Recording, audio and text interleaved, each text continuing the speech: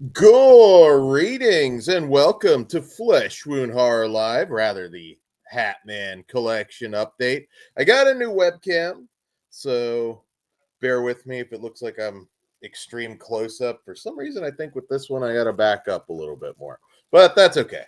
Looks a little bit clearer, hopefully. How's everybody doing tonight? Wow, it does look a lot closer on the TV, so I'm going to back up. Bear with me while I mess with the camera. Yes, new webcam. It's funny. The Logitech one that I had before, and this is the same company. That was like the entire run of YouTube, pretty much. I think I used my crappy laptop camera for the first number of YouTube shows, but basically that thing lasted the entire run of lockdown YouTube. So I can't complain. It worked good. But this one, I think this one's a little bit better. I spent a little more. So, yeah. Yeah, lighting is next. I need to work on my lighting. I want the fancy lighting. It's just a big space. But, yeah. So, how is everybody doing tonight? Is anybody getting anything from the Severin sale? Because we'll talk about that first. Obviously, I got a lot of movies here to show off. It's been a minute. But yeah, the Severin sale. Let's talk about that because that's coming up on the 25th, so very soon. I was talking to Todd about it. There's a lot of upgrades to 4K that I feel like I don't need to jump on right away. There you go, Todd. A bunch of re-releases. But at the same time, I do want Baskin. I really want the the Feeding Frenzy, I believe they're calling it, Sharksploitation collection. That box set looks awesome, and that's also a box set I'd probably review right away, depending when it's coming.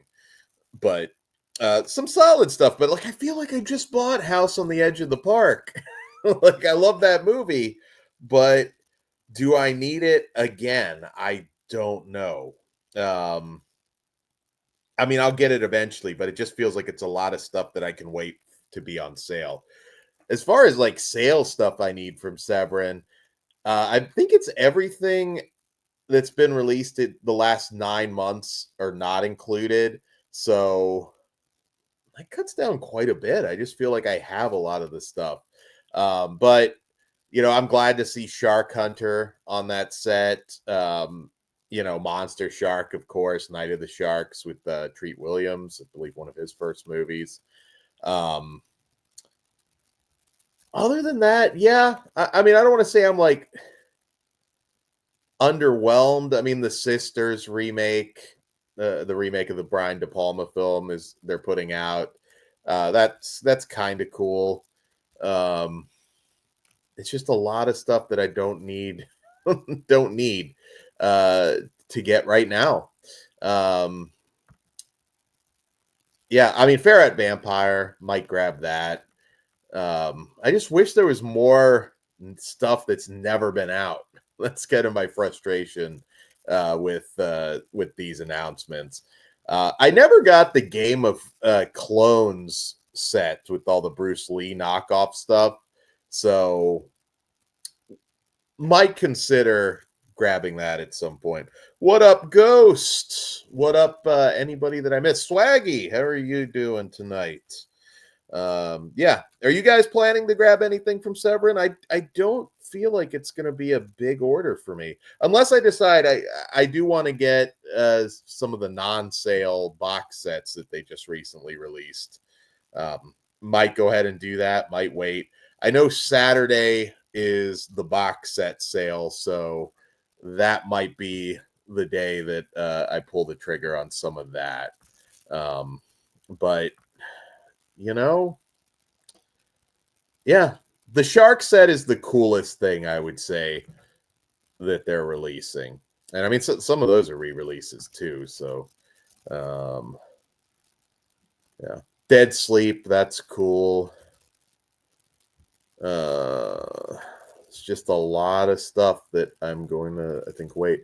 Let me go to the website. I need a few things like the Creature. That'll be on sale. But it doesn't look like a big order for me right now. They did put up, if you guys are unaware, the sale guidelines, what won't be on sale. I'll give Severin credit for that. They make it a lot easier to plan for their stuff. But yeah, I want to get the Danza Macabre set.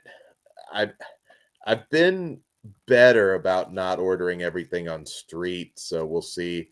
The Lamberto Bava set as well. Definitely want them, but they're not going to be on sale. And if you go to their website, it's a massive list of stuff that is not on sale. I feel like 9 months is kind of, that cuts down a lot. But first time on sale, 2020 Texas Gladiators. I love that movie. I already have it, but I do recommend picking that up. Dario Argento's Deep Cuts is on sale for the first time. I recommend that. Yeah, I just feel like a lot of the heavy hitters, I mean, Cemetery Man, I thought that was on sale already, but I guess that's the first time. It's just already got it. Castle of Blood is a must if you don't have it. Yeah, it's a great sale if you just don't have a lot of Severin stuff, I guess. So, what up, JG? How are you doing tonight? Starting a little bit early. I've been doing these HATMAN'S like in the middle of the night, so figured we'd try it out a little bit early tonight. Also wanted to talk a little bit about some breaking news. Rest in peace, Malcolm Jamal Warner. That was sad. I wasn't the biggest Cosby guy in the world. I probably nobody is now, but I did know him from a post-apocalyptic sci-fi series called Jeremiah that ran 2 seasons. It was him and Luke Perry, also rest in peace. And yeah, so that was sad. I think he just drowned in Costa Rica, from what I understand. So that really sucks. I feel bad. Also, rest in peace, Ozzy Osbourne. There's something. I mean, that's obviously sad, not unexpected. He was 76, which, considering the kind of life that dude led, that's probably the equivalent of 120 in rock star years. But man, that's pretty poetic. Final concert, what, not even 2 weeks ago? I feel like he just had that. So he will be missed. I was a big Ozzy guy. I would have grabbed it if I thought of it, but I have that Bark at the Moon action figure that they put out years and years ago. So I actually do have a little bit of Ozzy merch here. What a legend. What a legend. And seemed for the most part to be a pretty cool dude. So he will be missed as well. Guys, check out did you ever get to see him live? Any Ozzy memories? That is new. StreamYard putting like and subscribe. I'm trying to signal you, Dan, because you're not answering my messages or looking at the private chat. Oh, my bad. You cool with and I have my kid in the background playing. I'm just trying to make sure you're cool with me leaving the comments on while you're on. Oh, okay. Well, that's how yeah, I guess you were confused. Okay. It's like I private chatted you. I messaged you. You made the hello, everyone. I'm not here officially tonight. But I just wanted to, that was it. I just didn't want to can see the chat, so that's up to you. Well, no, it's up to you because you're going to be the one here. Let's say no, because I can see it. I can answer. Well, I know. Well, I mean, they pop up, but okay. Whatever. Yeah, that might be too much. Bye, guys. Have fun. Bye, Todd. All right, Todd cameo, and he didn't turn the chat off either, but that's okay. That's okay. What up, Brian? Orc, I think I said hi to you. Anybody I missed? How are you guys doing? Hopefully I sound good, look good. Like I said, new webcam tonight. But yeah, Severin's the big sale. I'm super excited. I should go over some show stuff real quick before we get showing these movies off. So big announcement coming soon. It's October is always stacked here at Flesh Wound. We have content of some sort every single day.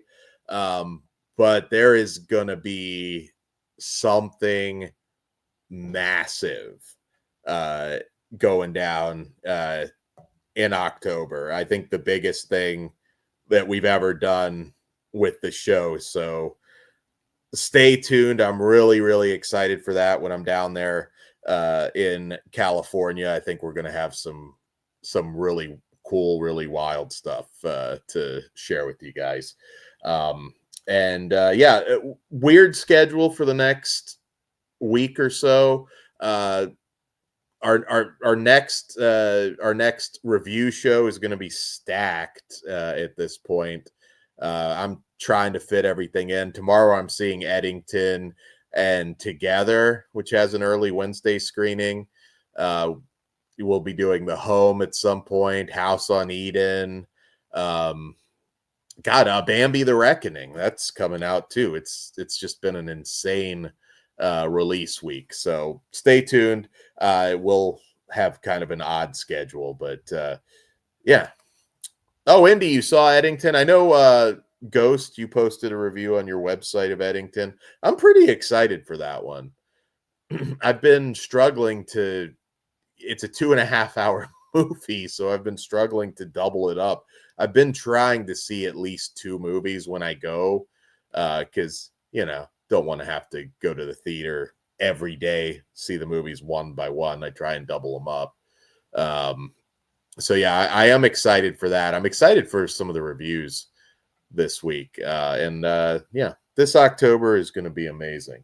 All right, we'll get right into it with, I don't have any real collectibles to show off this month. Just one thing that I did think was cool. And I actually got this down at Full Moon, I believe.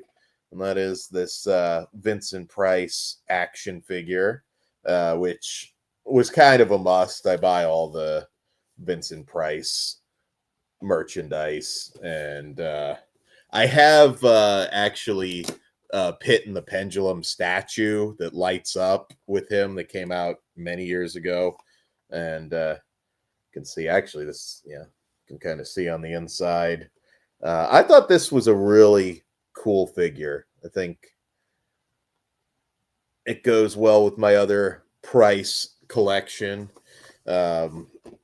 He's one I'm lucky enough to have a couple signed things from Price. And once again, that was a must. And all right, we'll do some DVDs. But what have you guys picked up lately? Because I'm interested to hear. Yeah, the Criterion sale we've had. I've been better than normal, but obviously there's a shit ton of stuff to show off still. So yeah. All right, we'll get to the DVDs first, which obviously there's less of those. So I have one, like, it's the best feeling in the world when you're movie hunting to find something out of print. I feel like it happens less and less these days. It's just, eBay and, just less people buying movies in general. I'm sorry about that, Brian, but they make shampoos and creams for that. You'll be fine.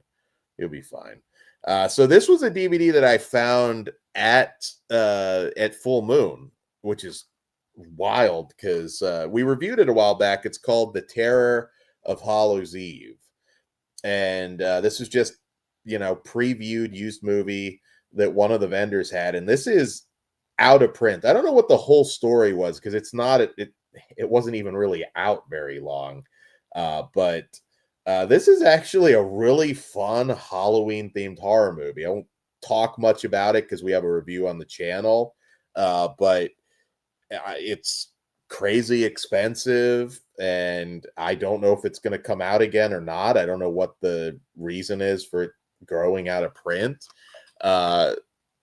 Yeah, so that one, that's the, like I said, best feeling in the world to find something out in the wild like that. That I think I paid $5 for it or something. So that was really cool. Indy has picked up Heavenly Bodies, Paradise, Fatal Delusion, Monday Morning, and the Vinegar Syndrome New York Ripper 2 comic. Nice. I grabbed like the Maniac one, but I kind of made a decision that I'm going to try not to get some of the comics. They're awesome, don't get me wrong. It's just like that's going to start to really take up more space that I don't have. So, and I buy a lot of books on top of the movies that you see me show off. So, yeah. What up, Matt? How are you doing? Only the River Flows is on its way from Vinegar Syndrome. Still waiting on my set from Cauldron. Yeah, I am too, actually. Yeah, I'm Cauldron. I mean, they've gotten everything to me, but they're definitely not fast. I do worry a little bit about some of the Massacre video stuff that I've got ordered. I got murder set pieces that I ordered, God, forever ago from them, and a couple other things. So, yeah. Brian, all my favorite rock legends are dying. Lemmy, now Ozzy. Yeah, there's not a lot of true rock stars left, sadly. I mean, Lemmy for sure, Ozzy obviously. Yeah, it's sad, but again, he got to go out doing what he loved up until the very end. That's pretty fucking awesome. And yeah, he lived hard, man. Like I remember when the Osbournes first debuted on TV and thinking like, fuck, that guy looks like he's in the shape of an 80-year-old. And that's like 25 years ago now or something. So you can't really ask for more. He had a great life and left a hell of a legacy. And yeah, I'm glad he got to do his last show as well. Orc, I never saw the Lemmy documentary. I'll have to remedy that at some point. All right, I'm working out where I'm putting some of this stuff. Another one that I picked up, this one just from Amazon, I believe, but this was another kind of horror anthology called Lore. A little bit of a gem. It's some of the movies I feel like, at least for me, that don't get like a Blu-ray release or don't come out from some boutique company where there's more eyes on it, just tend to get overlooked. And this was a really good movie from last year, I believe, that kind of slipped under the radar. And I don't mind still buying a DVD if that's the only option. So yeah. Also, I got this also from, I want to say this was a McKay's pickup. Pumpkins, cool cover art. The movie isn't so great, but I'm gonna grab anything Halloween themed like this. It's been a few similar pumpkin themed horror movies. Yeah, I don't know. I don't remember a lot about it. I don't remember it being great, but nonetheless, I did grab that. Orc says it's just called Lemmy. Okay, I'll see where that's streaming. I might check that out at some point. I remember hearing stories about him like working on the Trauma movies, and I think it was like basically, I mean, he wasn't really paid, per se for those. It was just like have some Tromettes hang out with me in between shooting, and that was more or less like his payment. I don't know if he got extras with that deal or not, but that was, yeah, most of the people I know that did like work with him on some of those movies said he was really cool though. Let's see. Haven't seen it yet, but also picked up Sapiosexual and Taboo, Family Secrets during the part. Oh, okay. Yeah, my newest Vinegar Syndrome stuff did not arrive. It hadn't shipped as of yesterday. It wasn't a huge order. I got like Anita. I got the Shark Exploitation doc, which was really good on Shudder, and a handful of other stuff. But it did not arrive in time for this. Also from our buddies at the Asylum, one of their new shark flicks, Shark Warning. They grabbed that. This one doesn't actually have any name really in it, but it's summer. Always a good time for a cheesy CGI laden shark flick. What else do we got here? From director William Butler. This was McKay's pickup when we were out at Full Moon. Dead Voices with Lachlan Monroe. Grab that. If you are going to Full Moon next year, you definitely need to make a stop at McKay's. It can, I guess, vary what they have, but it's, as far as any stores that are selling physical media, it was better stocked than any Second and Charles I've been to. It's better stocked than any half-priced books. Like it had a lot, and it's like 2 stories. It's huge, lots of books. I would say movies are their strong suit, though, more than anything else. But I found a couple books there too, I believe, if I remember right. Also from the Asylum, this is their I don't think it's really so much an Alien knockoff. I guess we'll call it a cash-in, Alien Rubicon. This one actually looks more like a kind of more of a disaster movie, more than a creature feature. But looks fun.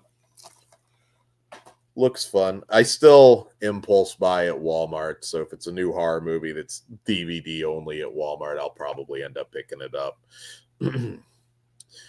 Let's see. Mac and Me. Yeah. I don't know that I'm gonna grab that or not. It's another one. It's either gonna survive for a sale or it's not. I don't have that passion for it that a lot of people have, but I might get. It's just got to be cheaper. That's just the thing. It's a rough ask, $50 for Mac and Me. So we'll see. Cool name, Demon Tongue. Probably does not equal the awesomeness of the cover. It's actually a good name for an adult movie too, but looks fun. We also have Casper Van Dien movie, actually reunited with Patrick Muldoon from Starship Troopers. Alpha Wolf. His wife, Jen, is actually in this as well. It actually sucks because he was doing media rounds before the strike, and we were going to have him on. I mean, it would have just been one of those 15-20 minute videos, but we're going to have him on to promote can't remember what he was promoting at that moment, but yeah, Casper Van Dien always seemed like a cool guy. Maybe we'll make something happen someday. Oh, let's see. Orc, Mac and Me. Just some people just want to flush money down the toilet. It's a shitty movie. It's very shitty. But there's a weirdness about it. I'm a big fan of a lot of like Canadian. It's not Canadian, but a lot of Canadians children's films from that era, which some like The Christmas Martian and stuff like that have started to come out. There's just something just very different about them. Mac and Me is horrible, but funny as fuck, Brian says. Yes. Yeah, Casper of the original Shark Attack. Yeah, he did a lot of fun B movies. I mean, you can see the budgets go lower and lower, but he was kind of like direct to video Tom Cruise for a long time. I still is really. But yeah, Mac and Me is a weird cult movie. Just again, $50. I mean, the problem with the price points, even something good for a lot of people, you can't justify $40 or $50. So we'll see. We'll see. I've kind of accepted I'm not going to have everything Vinegar Syndrome puts out. I have most of it. And I had all of it for the longest time, especially when they sent screeners. But the more things that do sell out and I don't get them in time, I think that, kind of kills that mindset of like, well, I've got 99% of it. Why not make it 100? So we'll see. Also, don't know much about this one, but this looks like a found footage ghost story from McKay's apartment 30. Doesn't really say a whole lot. Has anybody seen this one? Does not say a whole lot about it. Orc passed on Golden Child. Well, Orc, you can get it without the box. It's actually weird because, and I'll talk when I haven't really gotten to any Vinegar Syndrome yet, but they, I think it was Scare Their Pants Off. I mean, that's from Distribupix, but I was looking at the difference and it's like, it's $10 more expensive. And I thought like there'd be something extra about it, but no, it was just the little box. And there's no extras, no booklet even. And it just felt like a big jump. I think it was $10. Maybe it was like 11 or 12. But like for something like that, I'm like, well, you got to give me something if I'm going to pay more. I do tend to still get the slip covers for the Vinegar Syndrome releases themselves just because, honestly, money in the bank. At some point I might sell some of those. But yeah. Golden Child, though, is good. And that is in a stack. So you'll be seeing it tonight. Also from the Asylum, we have Ape versus Mecha Ape New World Order. I think not this one in particular, but Kruger's got a pretty funny rant about one of these movies. Sean Young is in this. She was in their Dune mockbuster. But, again, $10 at Walmart. You're just killing time. I'm going to probably grab most of these. So what can you say? Let's see. Orc. That's a good question, actually. What's the most, if you guys can remember, that you ever spent on a singular physical media? I'll say a single movie, but also a box set, if you can think of both.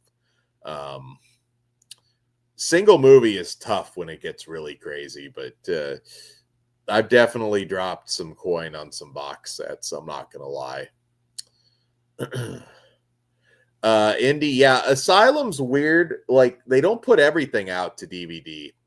And there's a few things that I wish they would. But yeah, it just depends. Some things do, some things don't. But you're likely to find it at Walmart. Like if there is a DVD, they'll probably have it. So, all right. Another one we reviewed, Monster Summer with Mel Gibson. This is kind of a family-friendly adventure film, horror adventure film. I liked it. Mel was really good in this. You can check out our review. Lorraine Bracco also is in this one. This was also DVD only, although it's one of those ones I'm sure they're going to probably put out a Blu-ray at some point. Indy said it's cheap to eat in China. Let's see. Orc, the Sleepaway Camp box set with the Red Cross, which got cherry picked for my collection. Oh, that sucks. I've had a few issues over the years of not in a long time because I'm a little more selective, but I've had a couple things that people didn't steal, but they never returned it. So, but nothing too bad. I had like it was a weird one because I know who did it, but it was you couldn't prove it, but somebody did grab a few things while I had a card game going on.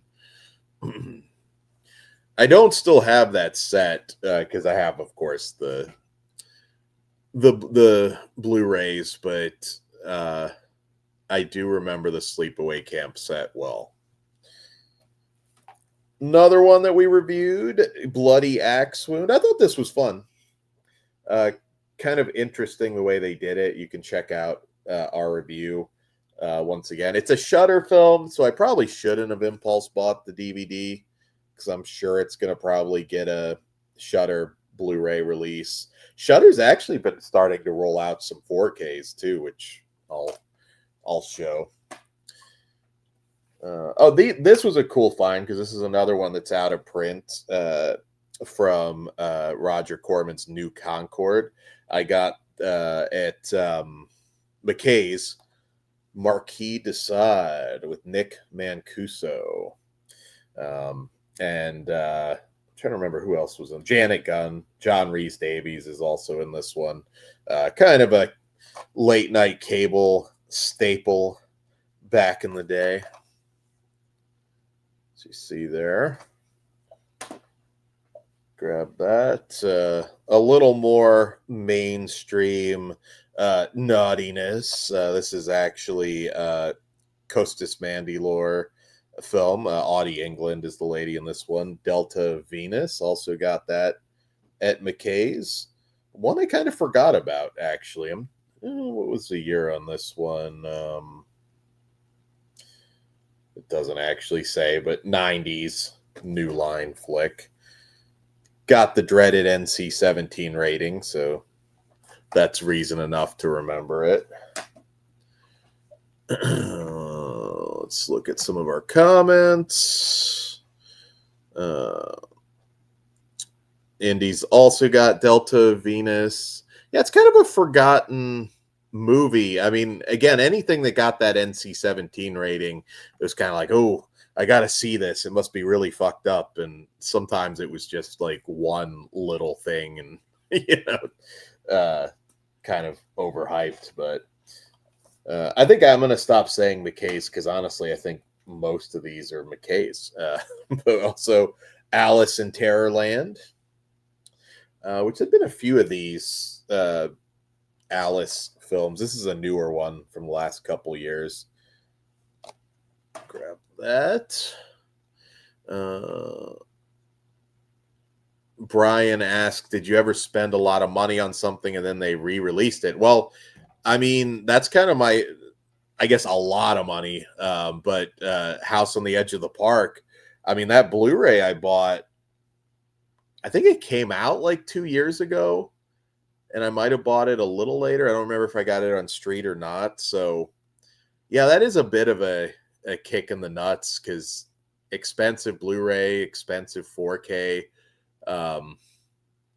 Yeah, it's kind of annoying. Jade is definitely here as well, Indy. Yeah. Oh, Bank Robber. Yeah.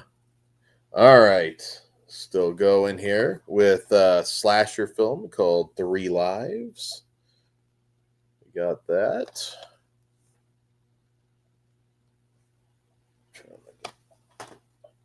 Another out of print Corman New Concord title, Dillinger and Capone with Martin Sheen and F. Murray Abraham.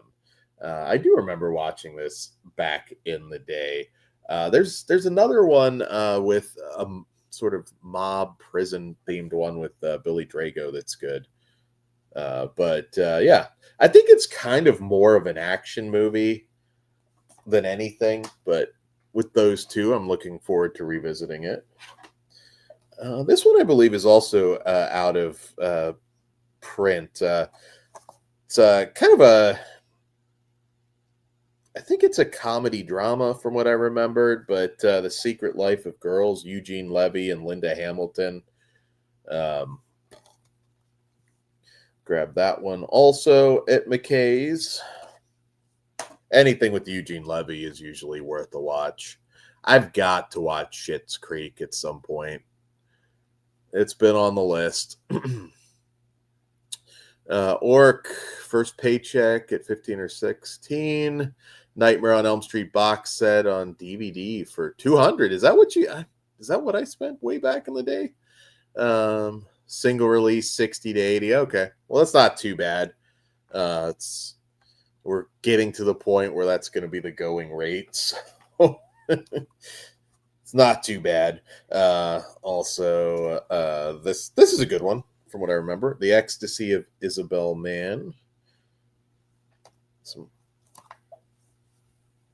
cool art on that one.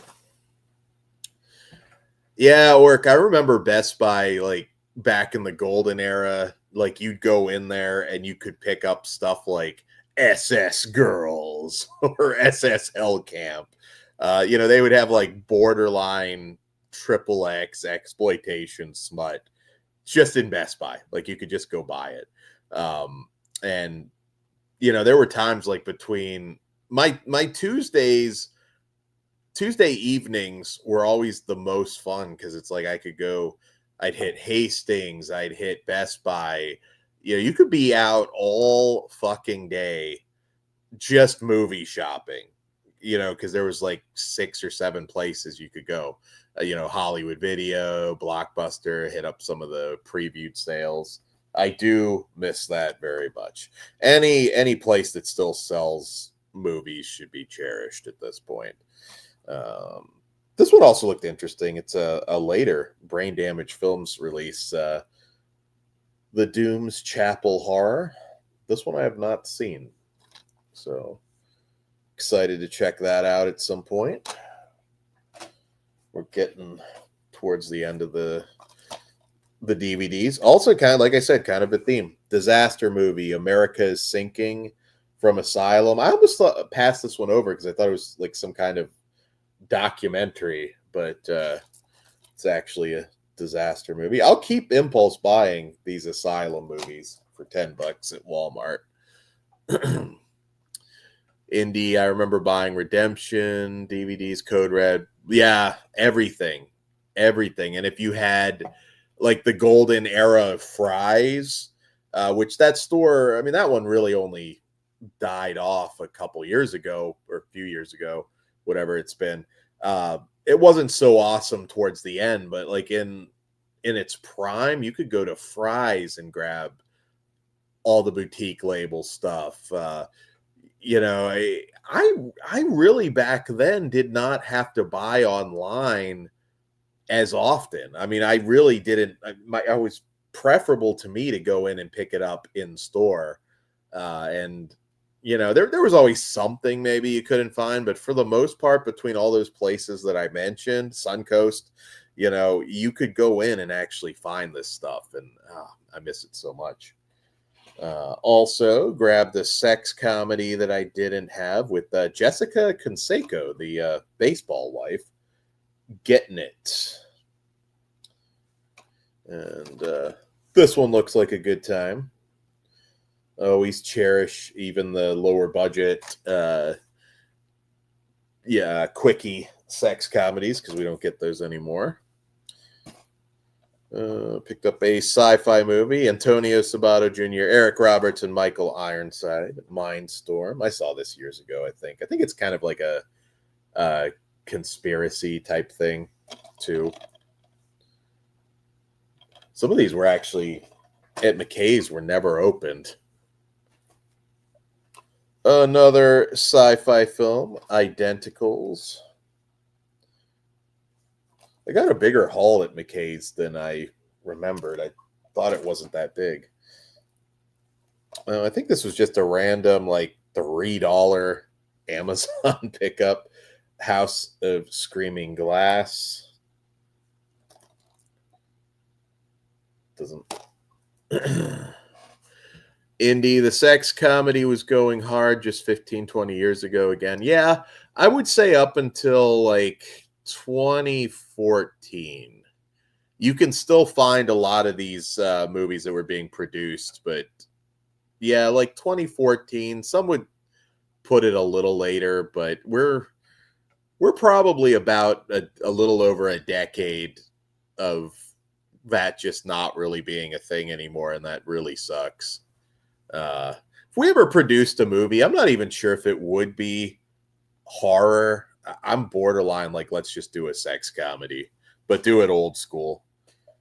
This is another, again, Brain Damage, a like $3 Amazon pickup. Once in a while when you catch those, like if you get it cheap, I'll check it out. This one kind of looks like a maybe an erotic thriller at an Airbnb. This one from SOV staple Phil Herman, Sickened. A couple of these ones that I'm showing, like every once in a while, are like on sale for like $3 or $4 on Amazon.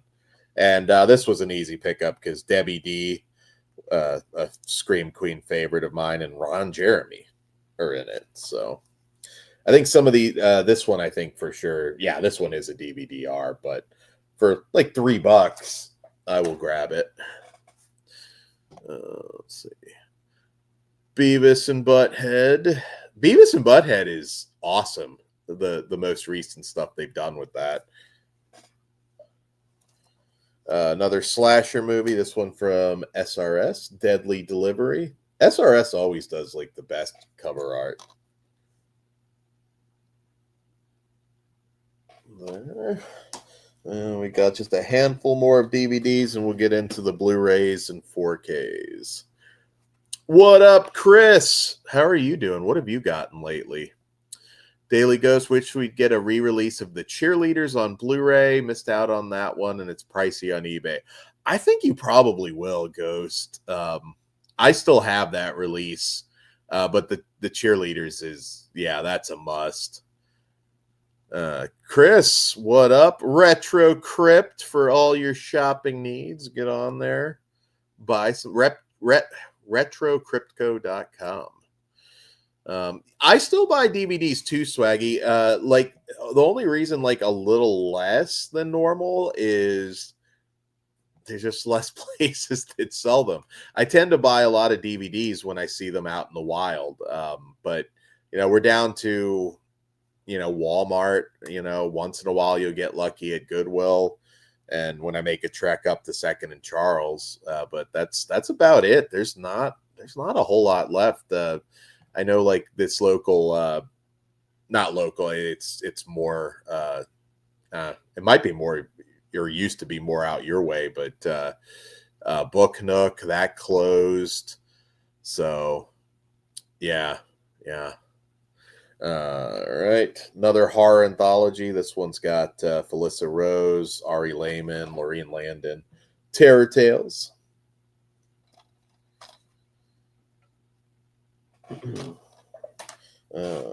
Ditch Day, which is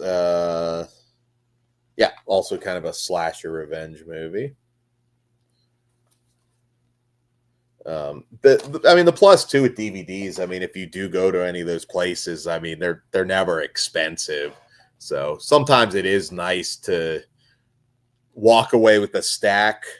Like at McKay's, I got to come out with a stack while, Vinegar Syndrome, I love them, but you might get like 3 or 4 things and your bill is like $200. So let's see. Well, of course, The Legend, and you guys saw the commentary with director on Jess's channel, Cable Channel 11. Subscribe if you're not. Witchmaster General, and you can see us talk to The Legend, Jim Haggerty. That was actually the only one that I didn't have from him.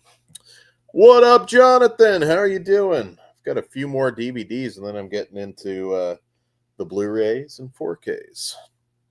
I talked a little, I know you were a big Ozzy fan, Jonathan. I talked about him earlier. do you have the Ozzy Bark at the Moon action figure? That's the only bit of merch that I have, like, or collectible from Ozzy, but I meant to grab it. If I take a bathroom break, I'll see if I can grab the ladder real quick at some point, and I'll show that figure. No, we were on s'mores. Fuck, I'm sorry. I was on Jess's. My bad. S'mores indoors. I'm a YouTube whore. You can't, like, expect me to keep all of this straight. Ghost, I do have Class of 74 pre-ordered. Film Masters has done a great job on everything lately. They don't get their flowers like they should. Let's see. Last final 4 on DVDs. Got this Morbid and Screwdriver double feature. A couple of slasher movies from SRS. Well, maybe that was MVD, although I didn't get anything from MVD. So I don't know. Maybe that was also McKay's. The Manson Family Massacre. The director, Andrew Jones, mixed quality, but nonetheless kind of a cool cover on this one. JG, sorry, some of these comments are going fast. If I miss something, just repost it. Are you picking up Enemy Territory? Probably. I'm not picking up anything. I don't know. The Severed Order is not looking like it's going to be that big unless I just go ahead and grab some of the box sets, but those aren't going to be on sale. So I keep in my brain when you say Ozzy, I'm thinking our Ozzy, which he will be a married man soon. He was too afraid to invite me to the wedding, but I'm not holding it against him. He had a really fun bachelor party, apparently, though. So yeah. What up, Froggy? We lost the wrong Ozzy. Damn. Well, I probably agree. I think Osborne would have invited me to his bachelor party at least. How do you not have the Hat Man at your fucking bachelor party? Is it paranoid that I was going to do something? I would not. All right, so a couple comedies on DVD. This one's got a great cast. White Coats with the late Dave Thomas, Dave Foley, and Dan Aykroyd. There's a lot of random comedies that are kind of forgotten that came out during the 2000s. This one's 2006.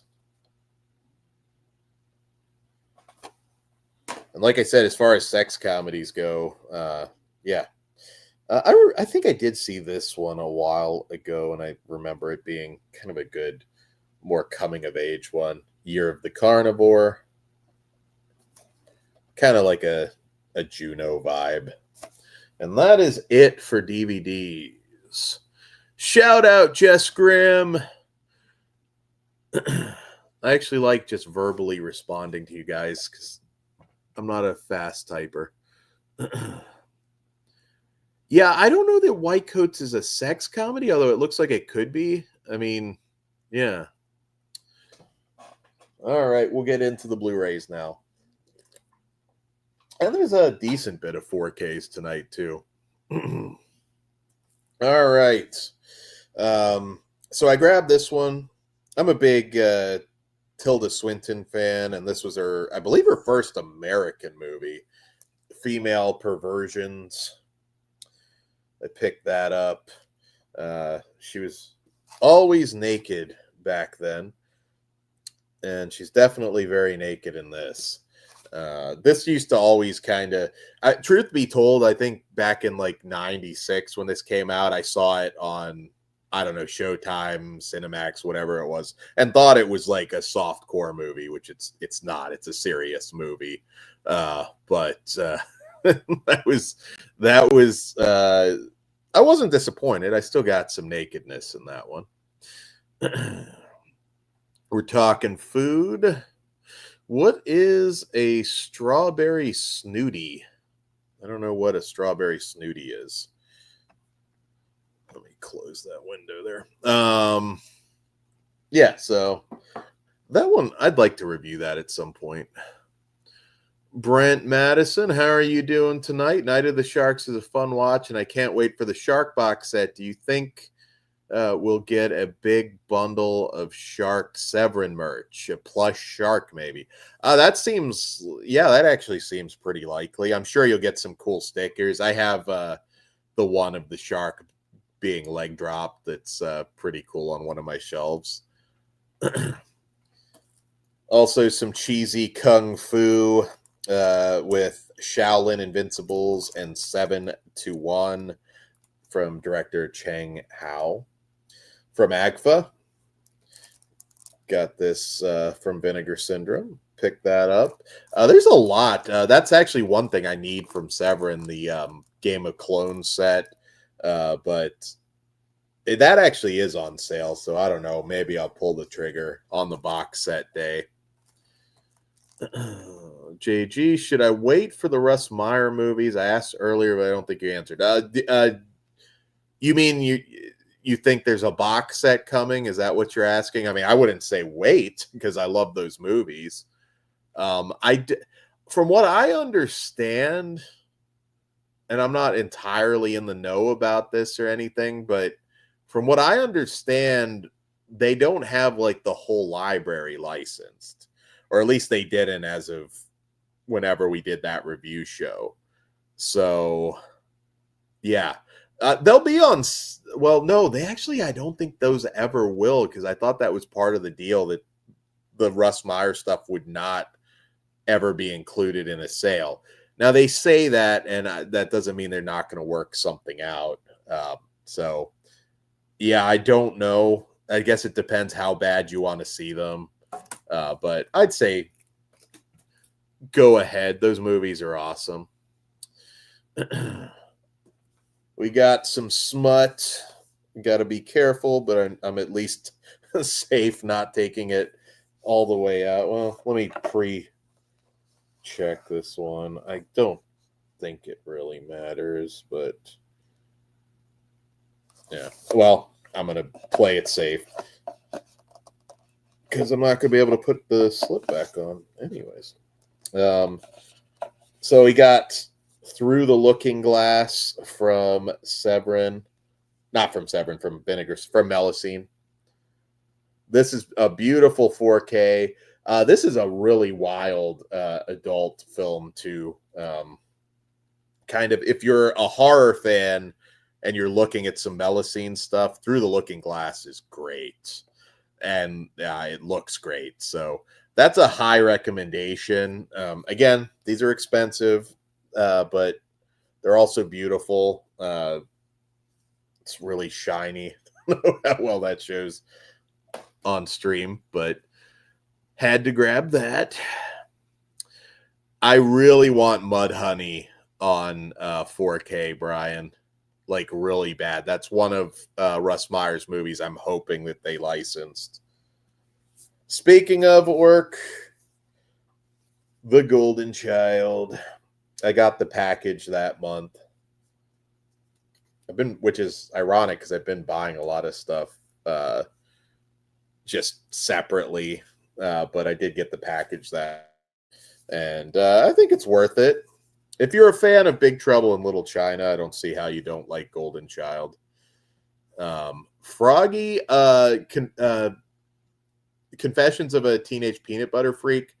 So obviously they did put that out on DVD. From what I understand, you are going to get that. I don't know that it's going to be a 4K though, but you'll definitely get it. I don't know if you'll get a solo or if they're going to do a double feature on that. I think that one's actually honestly strong enough to do a solo release, but yeah. What sub-label? Melusine. Melusine is Vinegar Syndrome though, so I don't know. It's their sub-label because of issues selling adult stuff with, big mainstream titles like The Golden Child. Also, I'm dying to dive into this, and I'm just waiting to see if we're doing a show, but Dirty Work, which has nipples on it, so I'll cover it. But Dirty Work is I got the 4K, and this is the first time they've ever put out the unedited version, which from what I understand, like the big thing is when Norm Macdonald is in prison and he's basically talking about getting fucked in the ass. They kind of altered that. So this is like the first time ever that they've had the uncut version of the movie. So I will say this, like when it's a significant difference to the film itself, you got me. I do want to see it as it was initially intended to be released. JG, you ever had issues with the Vinegar Syndrome disc popping out when you opened it? Literally just had a disc pop out and fall on the ground. Ended up playing it and it worked fine though.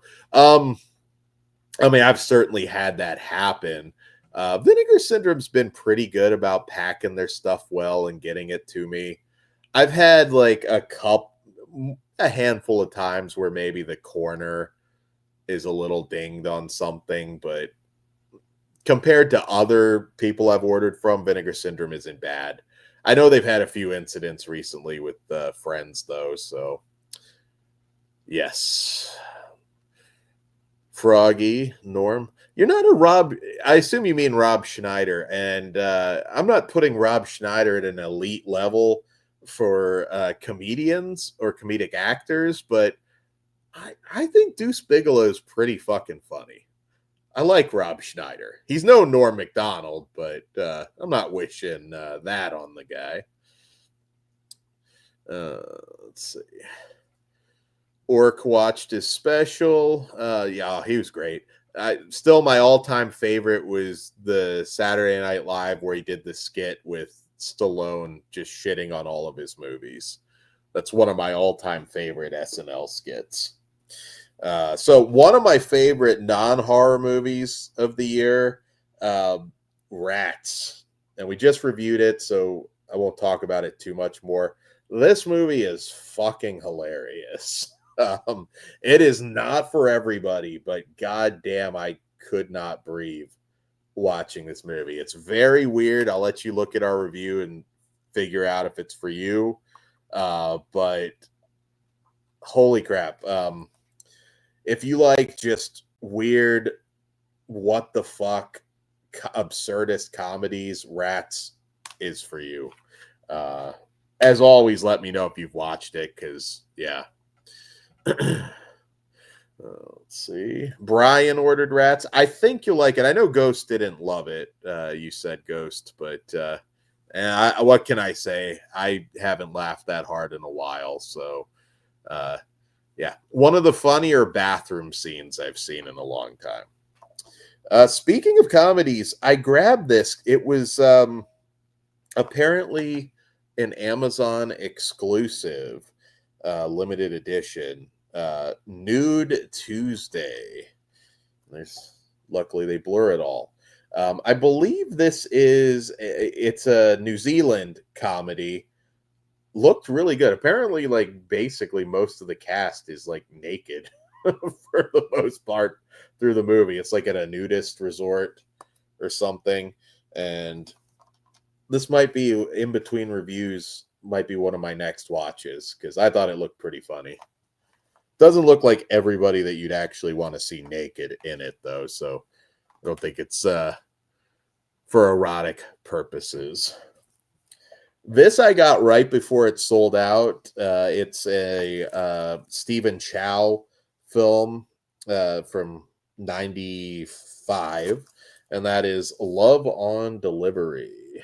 If you're Stephen Chow, of course, Kung Fu Hustle, and this is kind of an action comedy. It's really crazy. I kind of had waited on it. It's definitely one of those cases where I saw they were down to like 20 copies, and I was like, all right, now or never. So I grabbed it. I think I might have actually used points on that one. Ghost chuckled a couple times during Rats. Well, that's something. At least that's something. I don't know. I was in the mood for it, and I will watch that again. Speaking of comedies, random Walmart pickup, Major Pain from director Nick Castle. And yes, that Nick Castle. Always had a good time with that one, so I grabbed it at Walmart. Let's see, we got some depressing dramas from director Gorman Bachard, who has got some horror movies, although he's always kind of injected comedy into his stuff, but definitely not this. You Are Alone. And this was a tiny little indie that I saw at a festival forever ago. And it's essentially about a hooker and one of her Johns, and it's definitely, as you can tell, not a particularly happy film, but it is very good. Also grabbed a also heavy on the nakedness. This is another Mr. Skin flick, Sleeping Beauty. Definitely not the Disney version. From IFC, another Vinegar Syndrome sublabel pickup. Grab that.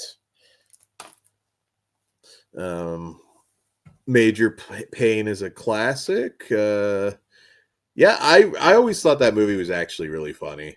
I love the scene where he like buries them in the mud and is just watering their heads. Damon Wayans is underrated.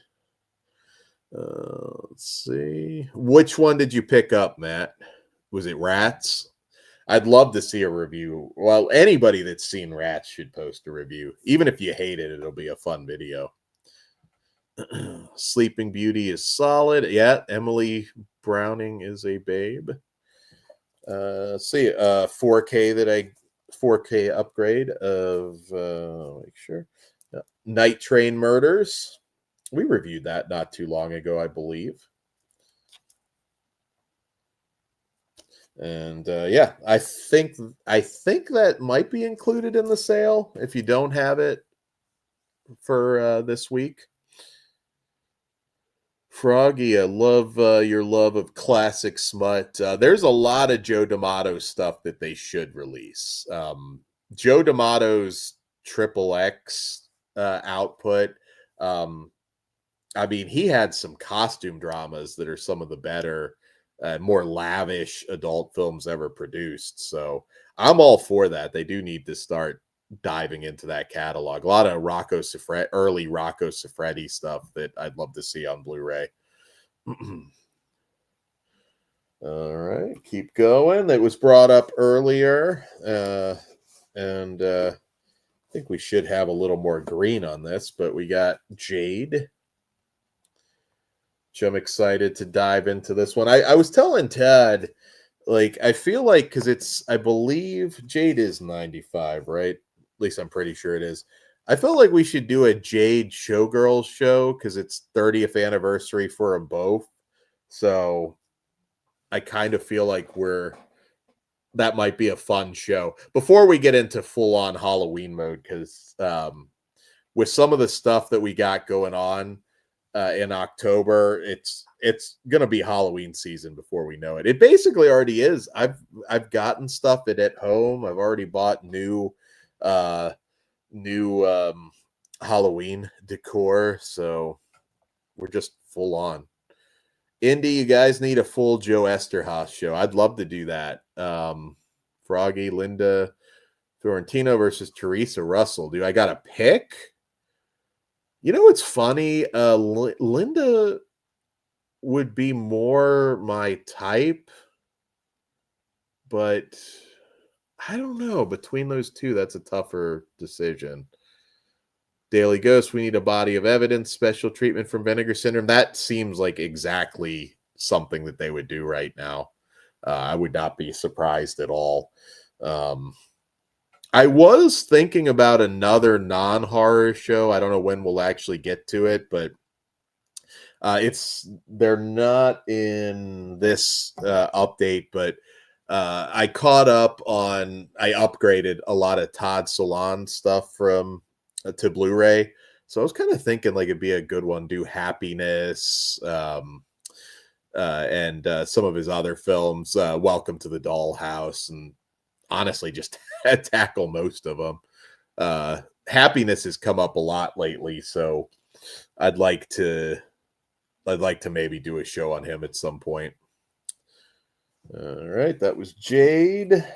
Another Ozploitation action movie that I got from Vinegar Syndrome. This from Umbrella from Vinegar Syndrome, Midnight Spares. This one's a lot of fun. I talk a lot about a lot of Aussie movies in general, and man, could they do a fucking car chase? Like, holy shit, did they have stuff that I don't think will ever be duplicated, nor should it. I know there were, a lot of stuntmen that passed back then, but yeah, Midnight Spares is really a good time if you haven't seen that. Let's see. Life During Wartime. So I haven't watched it in a long time, but they were basically some of the same characters, just played by different actors, if I remember right. And my memory could be off on that. I was like, I haven't seen Welcome to the Dollhouse in several years. I have, that one I grabbed the Blu-ray. Happiness I've seen fairly recently, but I just felt like revisiting a lot of his stuff. So maybe we'll do that. I have Life During Wartime coming as well, so we might check that out. All right. Like I said, I got a lot of cheesy kung fu karate movies in this order, in this update. And I got Karate Contra Mafia. How can you resist? Sometimes with the martial arts stuff, particularly, obviously the stuff made outside of Asia, like the cheesier, the better. This, I believe, was also a sellout. I got the first volume, so I had to get the Scare Film Archives Volume 2, Danger Stories. A lot of this stuff is just gold. I'm a big fan of the sex scare films back in the day. Some of which, man, they would show some of those at schools, like way past the point where they were really relevant anymore. But this is like a lot of safety type stuff. Couple of these I am very well. If I remember right, Shake Hands with Danger was a funny one. Looking forward to checking all these out.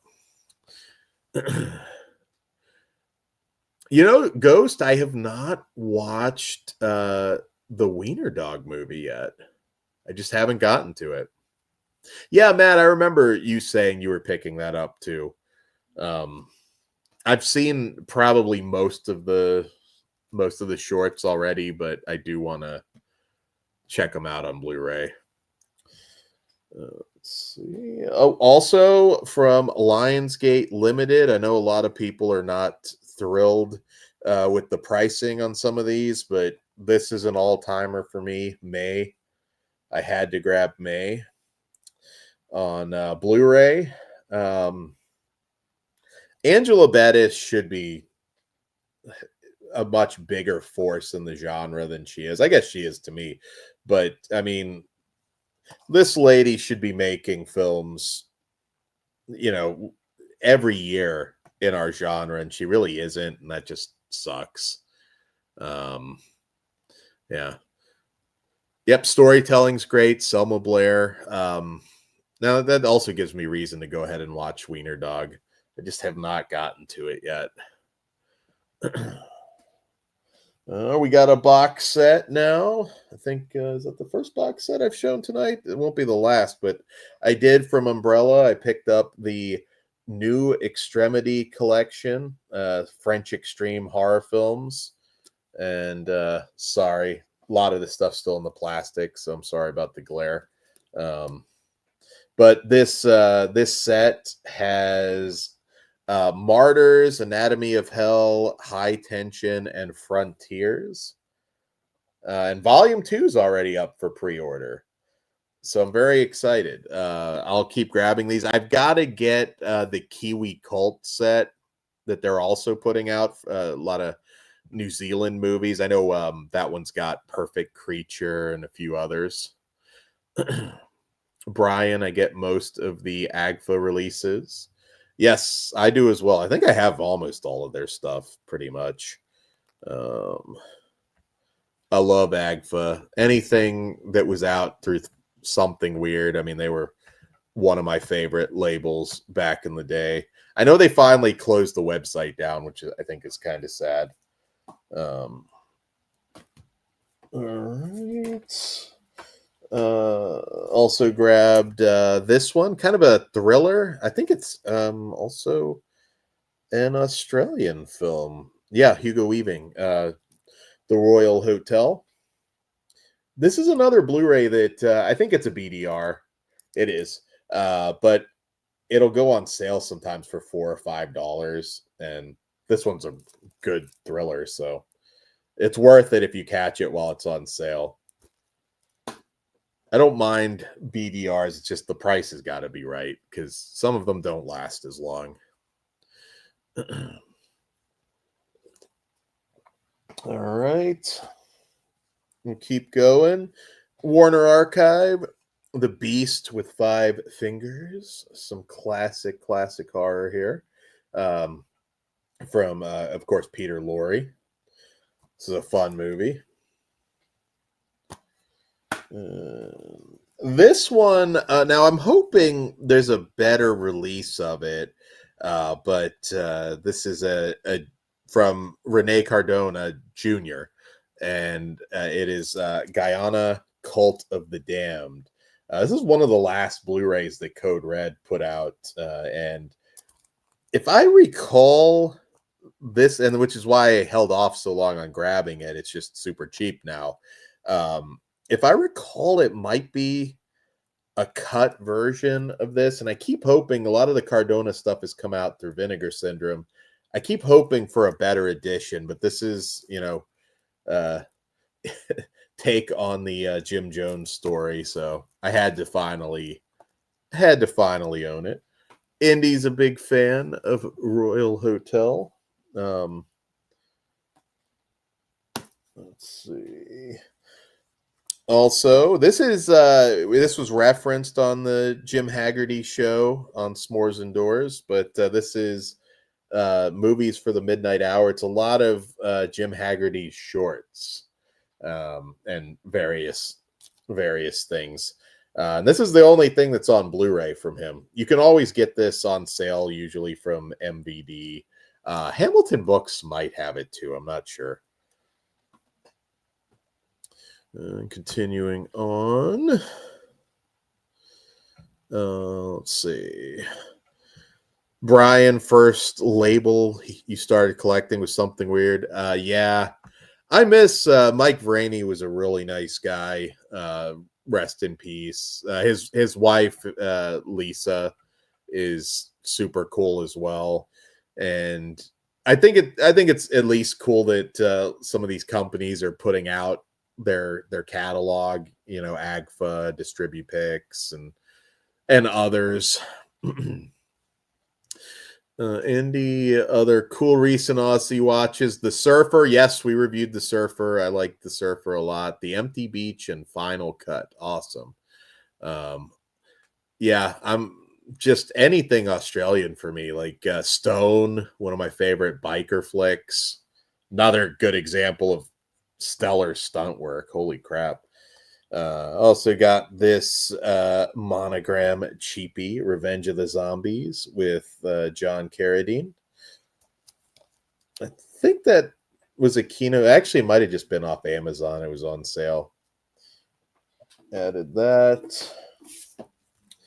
And finally got this. It's one of the Shout Factory web exclusives, but it's a blaxploitation triple feature with TNT Jackson, Final Come Down, and Savage. Always really liked TNT Jackson. I'm waiting on Black Samson. That is like my blaxploitation, one of my favorites that doesn't get talked about a lot. Rockney Tarkington. I've talked about it before. I knew his granddaughter, so he came up in conversation a lot back in the day. But somebody's got to put out fucking Black Samson. That is one of the coolest blaxploitation movies that doesn't get the attention it deserves. Maybe it's because there's not a staple in it like Fred Williamson or Pam Grier or Jim Brown. But that one deserves more attention. Black Samson is fucking awesome. JG, are you guys going to review Lexi Alexander's Absolute Dominion? Possibly. Right now, it's like, fuck, we just got so much stuff. A lot of theatrical stuff right now. Brian, let's see. Oh, yeah, definitely a chiller.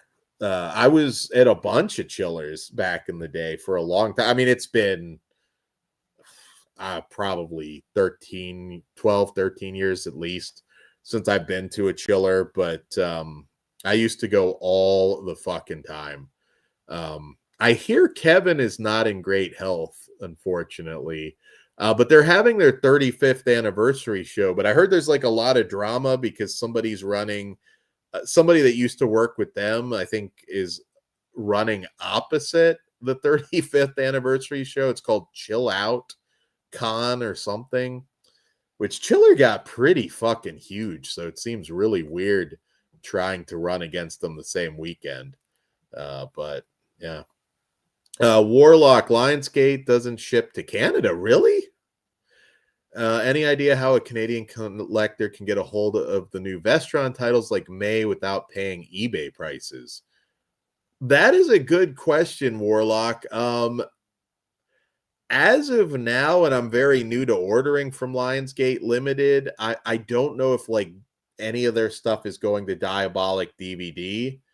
I'm assuming if you listen to us, you're probably aware of Diabolic DVD. I would check them first. You've also got Orbit DVD. That is bizarre. Are you sure they don't ship to Canada? Is that like a weird well, I don't it's not a tariff thing, is it right now? I thought all that was kind of calmed down. Distributors don't seem to have them. Try Diabolic DVD, Orbit DVDs, another possibility.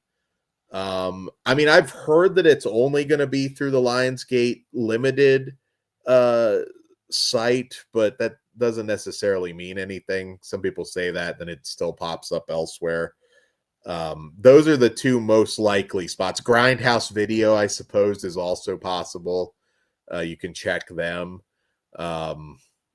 Yeah, they're expensive anyways, so yeah, I can't even imagine what the eBay prices are. But is it a tariff thing? Is that what's doing it? I don't know at this point, and I've been talking to some of the other guys about this, if everything like from the Vestron line is only going to be on Lionsgate Limited, are we still going to maybe get some things in store? Like I assume you guys get them maybe at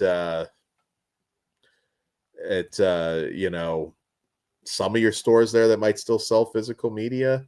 But I'm not sure. Like something like May is a huge deal to me, but average Joe Walmart shopper, maybe not so much. So I'm kind of curious to see if any of this filters into Walmart or anything. But yeah, sorry, that's the best advice I can give you right now. Or maybe if you know somebody well enough that might just buy it off the site for you and ship it. My source tells me it's only going to be a website thing. You can't get Vestron anymore. Okay, so yeah, it sucks. Like, because the prices are high, but they're putting out stuff I want. I mean, I've still got another one to show tonight, and I'm definitely getting Frailty at some point. And what else have they put out? There's a couple things. I don't know if I don't want to say, it may not be Your Next, but my buddy Chris McGibbon told me that like it looked like identical to the old Blu-ray. So yeah, it does seem really stupid not selling to Canada. I mean, my God, that does cut it down. Yeah, Ghoulies 3 I did get. That's somewhere here that I'll show. But yeah, keep an eye out. I can't, that feels like something that they will open up. And I just wonder if it's a lingering thing from the tariffs, because I've never heard of not shipping to Canada. That is bizarre.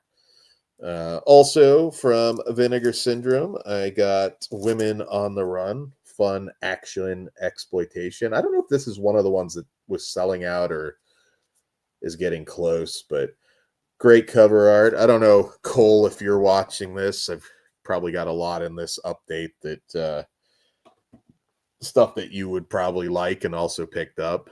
Now, see, goes something like All of Me. I've watched that movie one time in my life, and it just wasn't great. And that's where I can't justify the inflated price. If it was $10 at Walmart, I'll easily keep picking up the Vestron stuff. But yeah, like All of Me, I'm not going to get that.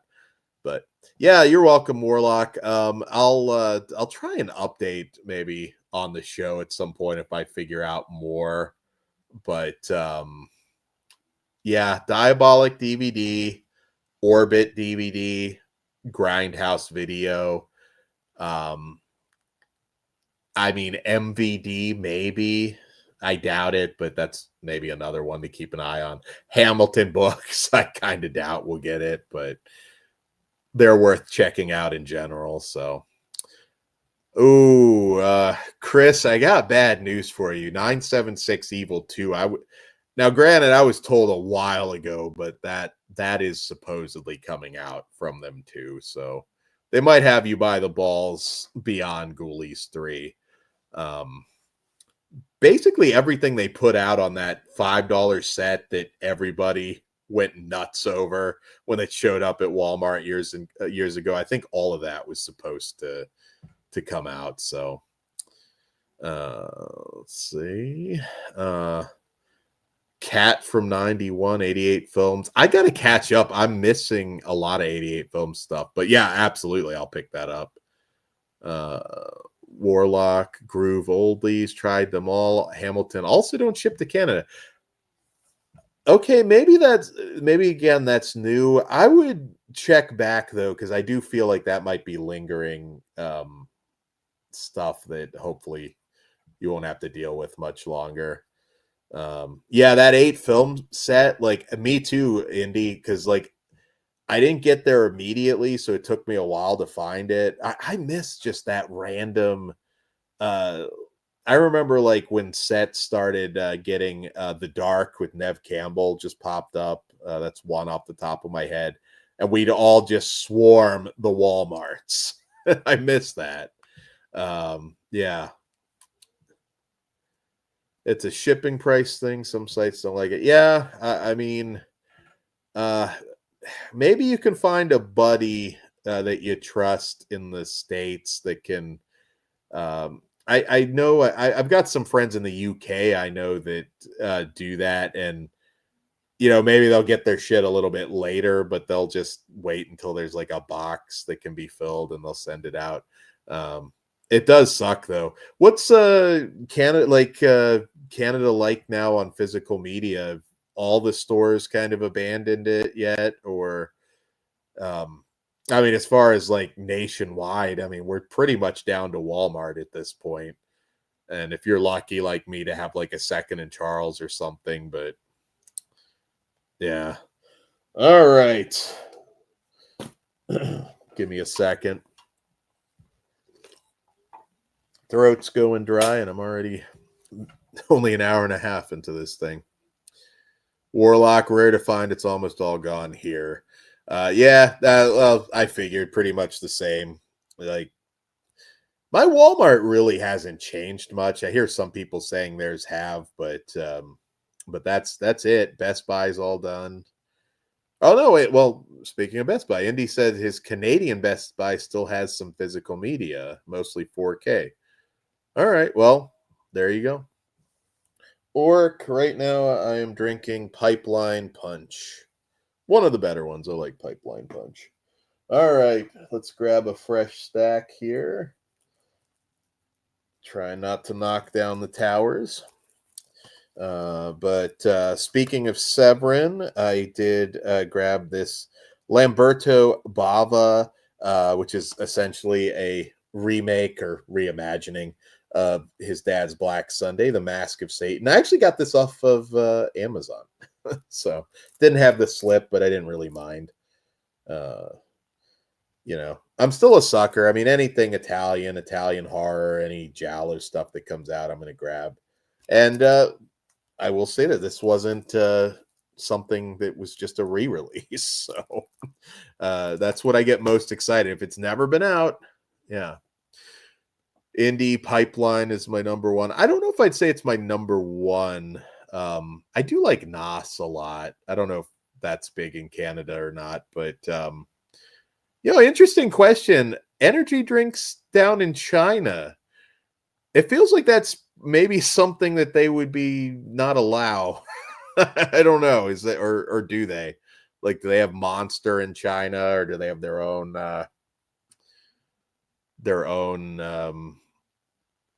brands? So Mask of Satan. Also, love the cover art. Marcus Koch classic Rot from, I believe this was Saturn's Core. Yeah, Saturn's Core. Some of the slip covers from them sell out pretty fast, but yeah. Marcus Koch is known for creating some really gruesome special effects. And I tend to grab most of the Saturn's Core stuff. Let's see. Indie Pipeline is what I get in China. They have a few of the flavors. The apple and orange Diet Monsters were big for a while, but gone lately. Okay, that's cool. I wasn't sure. It just sort of felt like something like China might be more picky about the energy drinks.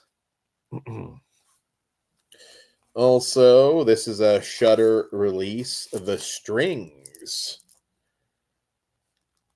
that you can get off of Vinegar Syndrome. Kind of more of an arty horror film. I kind of liked it, though. Not for everybody. You can't go wrong with Wings Hauser, the slasher film, The Carpenter. This is actually a fun one. I don't remember renting this one like until a little bit later, actually, back in the day. But Wings Hauser going ape shit is always a must. Orc was sponsored by Balls.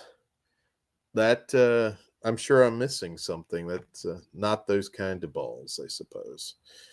Let's see. Brian got charged an extra $10 tariff fee for an order from Super 7. Oh, wow. That stings. Is what like Slumber Party Massacre, Orc?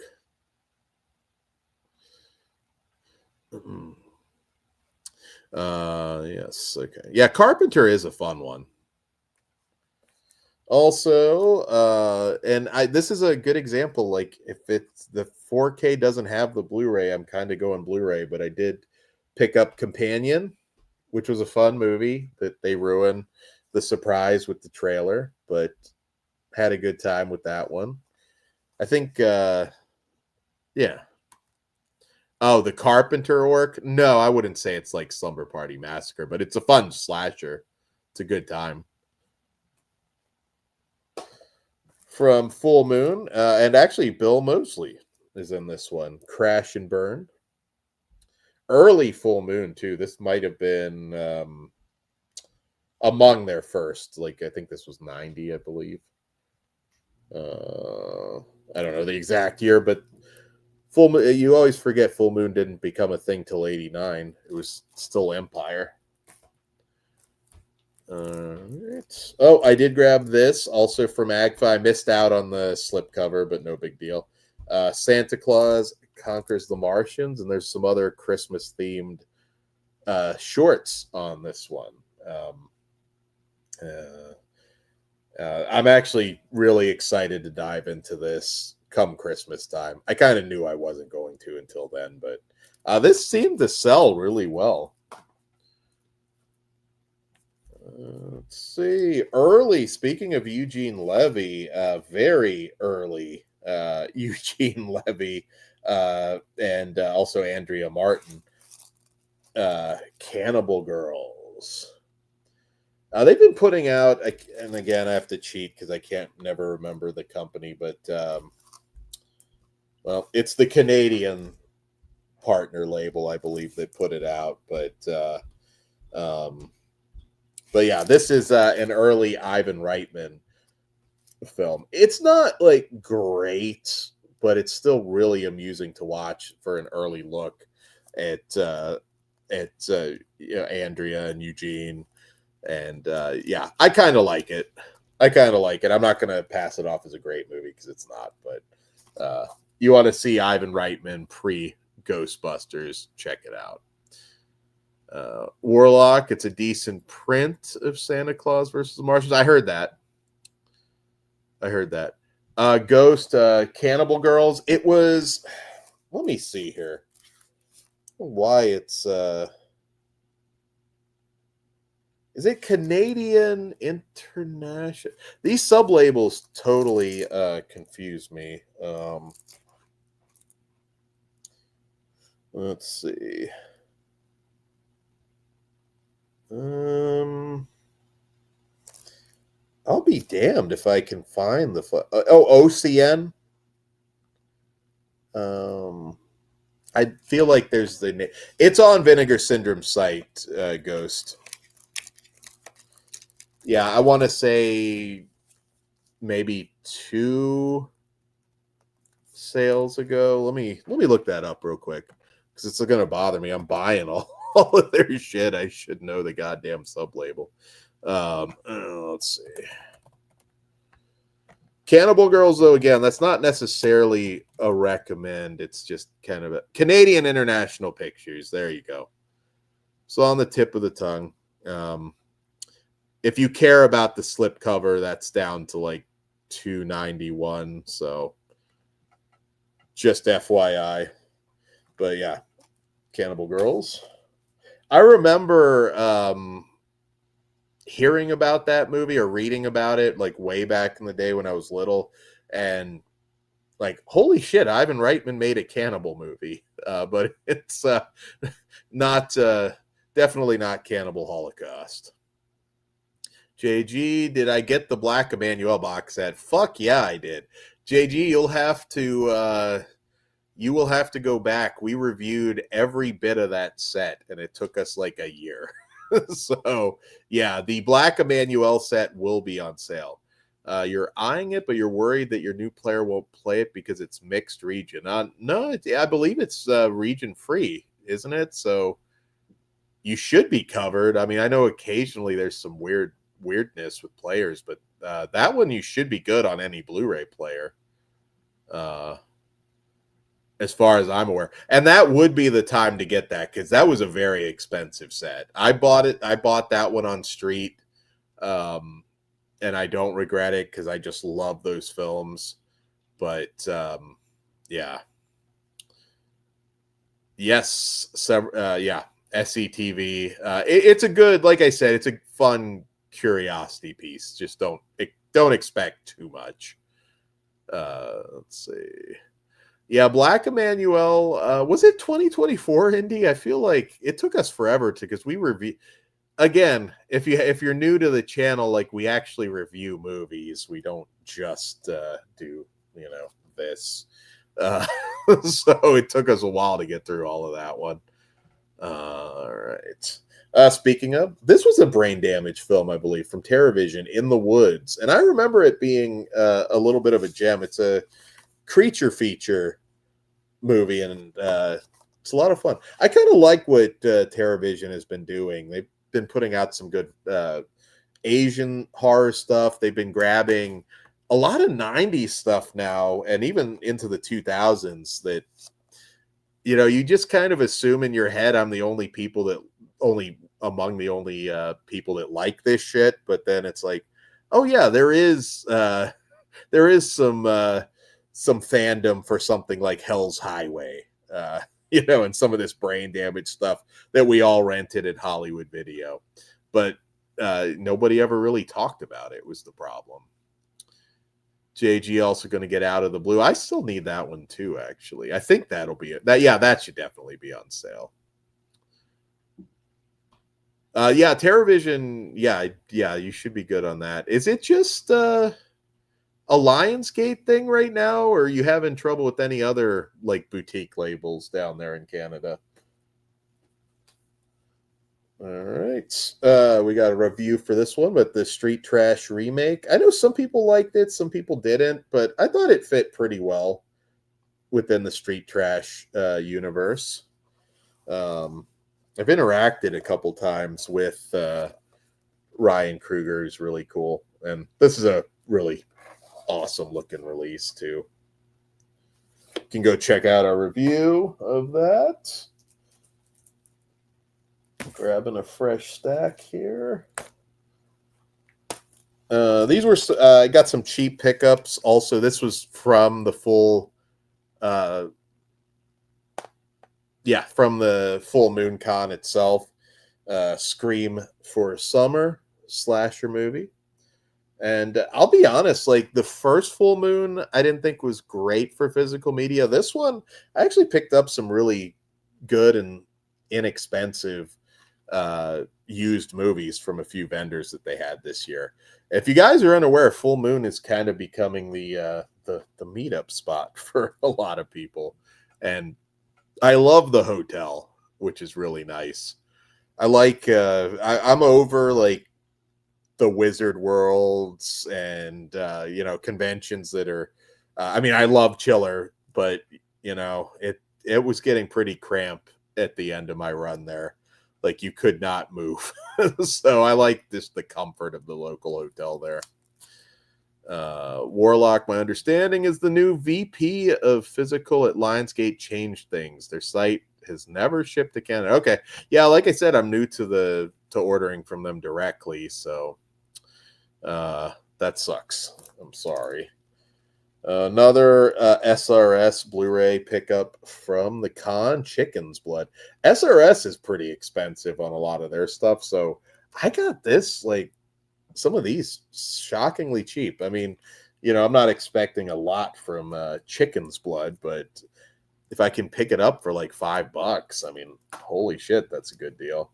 And again, that one was new. Some of these were used, but also grabbed Killcast there. Another slasher. That would be my tip at Full Moon, at least if some of these same vendors are there. There's a really good autograph vendor that he had a little less this time. So I think I lucked out and he was just doing like a big blowout of some of his stock. He was an agent, so he had some autographs. Like I got a Richard Dreyfuss Jaws 11x17 signed for God, I don't remember what I paid, but it was less than you would pay to get an autograph from Richard Dreyfuss at a convention, significantly. So yeah. Also, this is an Italian horror anthology, which caught my eye. Terror Zone. Don't think there's any names in this one, but that one caught my eye. I think this is another one that's always on sale on Amazon for like $5. Keep an eye out for it. Yeah. What else are you guys excited about from Lionsgate right now? Yeah, Chris, I think you're right. I want to say the Dreyfuss one, maybe the Dreyfuss one was like 25, but I mean, again, it's Richard fucking Dreyfuss. That was just a great deal. And I know, was it you got Patty Mullen, Frankenhooker? I've met her a couple of times. I've already had her, but even this last time, I mean, he still had some pretty good deals.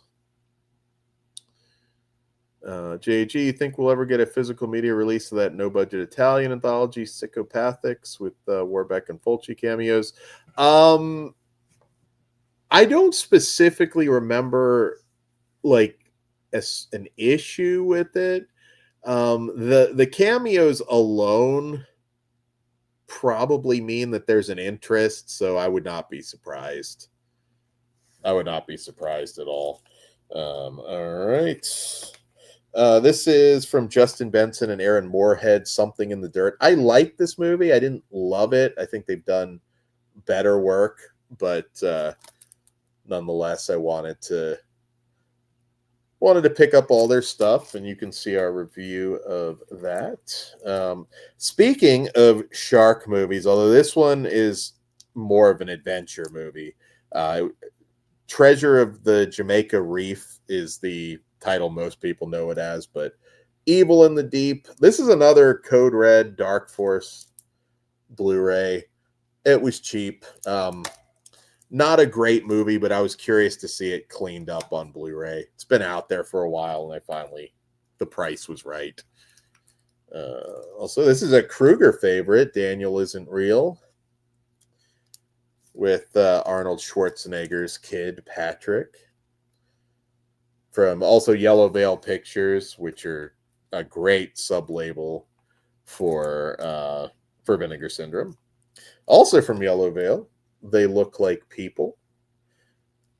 Grab that one. I don't know that we reviewed this one, actually, but I know we reviewed Daniel Isn't Real. Grab another stack here. I know I've got some, looks like a Kino stack. But first, I'll show another box set. Now, we reviewed this, so won't spend a lot of time, but I did get Shoestring Slashers Volume 1, which you can check out our very recent review. What do you guys want to see, like, as far as, because supposedly they've got like 5 or 6 volumes already locked in for this, but what would you guys like to see on a Shoestring Slasher set from TerrorVision? I like the idea that some of these are going to be different eras. I mean, on this set, we get, a 2009, an 80s, and a late 90s slasher. So I kind of like mixing that. I heard a couple people bitching about it because they didn't care about some of the 2000 stuff, but I like the concept and hope they kind of stick to that. And there's a lot of stuff that came out like post 2005-ish or so, that some of it's really good. It's just, there was just so much product coming out at that time, and they've been forgotten. But yeah, check out our review of Shoestring Slashers. One movie that I know was like supposedly selling out or something at one point. Jonathan, I don't know if you're still watching. I know you picked up The Corn Shucker, and I finally got it as well. I think, was it you, Jonathan, that bought like a bunch of these because you thought you were going to resell it? Twisted Trucker, an upgrade for the Redeemer. So that is another one that I heard was happening at one point, but it's been a long while, so I don't know if that just fell apart. Yeah, I wouldn't be surprised, actually. I'm not 100% sure, but I want to say that I heard Severin. But yeah, that's been a little while, and I could be wrong on the company, but I just remember hearing. This is a random pickup from a Vinegar Syndrome sale with Love and a Major Organ. Kind of a, I don't really know what to make of this one. Kind of a sort of fantasy, sci-fi romance. Figured I'd check it out. This, I believe, was from the Kino sale. What a cast in this one. James Woods, Brian Dennehy, Peter Fonda, Karen Allen, Split Image. I haven't watched this one in many years, but it's kind of a cult film and about an actual cult. And I remember James Woods being really unhinged in this one, so I'm looking forward to watching that again. Another one, Mountains of the Moon, with Patrick Bergin. Talk about a guy who kind of just like, he just like peaked over 2 years, and it's just like his career just dropped off. Sleeping with the Enemy, which is not in my opinion, not a particularly great movie. It felt like he was going to be a big deal, and it just never really happened for him. But this is a good period piece from what I remember, and finally picked that up from Kino. JG Split Image was Kino as well. Kino is like running a sale every couple months, so but I also kind of figured, I'm like, their prices are always so good. It's like you don't want to wait forever on some of that, because you know we all complain about the inflated prices, but Kino by and large are priced pretty well. Warlock, I'd like to see a 2000 creature feature sets. A ditto, actually. There's a lot. I mean, if you go basically like 1998, roughly, I would say is kind of the start of the Sci-Fi Channel original creature feature era. I think King Cobra is like one of the first ones with Pat Morita. I mean, there's previous stuff, but that's kind of like where I feel like the boom really started and continued, honestly, to this day. I would not mind that. You know what I would put on that set is Larva with William Forsythe, I believe, is one of the actors, one of the name actors in that. Larva is very good and doesn't really feel like a Sci-Fi Channel original. And I'd also put on Mosquito Man. That's another good one that doesn't. It's a little more serious for a Sci-Fi Channel original. Cora Nemec starred in that, I believe. And I think they air it as like Mansquito or something. But those are two like little gems I always like that I wouldn't mind seeing on a creature feature box set. Also, the Jim Jarmusch film with Bill Murray, Broken Flowers. I grabbed that during the Kino sale. And Charles Bronson movie that I upgraded to Blu-ray, Violent City. Of course, Jill Ireland, naturally, and Telly Savalas also in that one. From the Kino Cult line. Movie I only saw once, and don't remember a ton about, but Twilight with Paul Newman and Susan Sarandon. I grabbed that from the sale. It's actually kind of nice sometimes. I mean, I remember it being a decent movie. It's just saw it one time, so looking forward to checking that out again.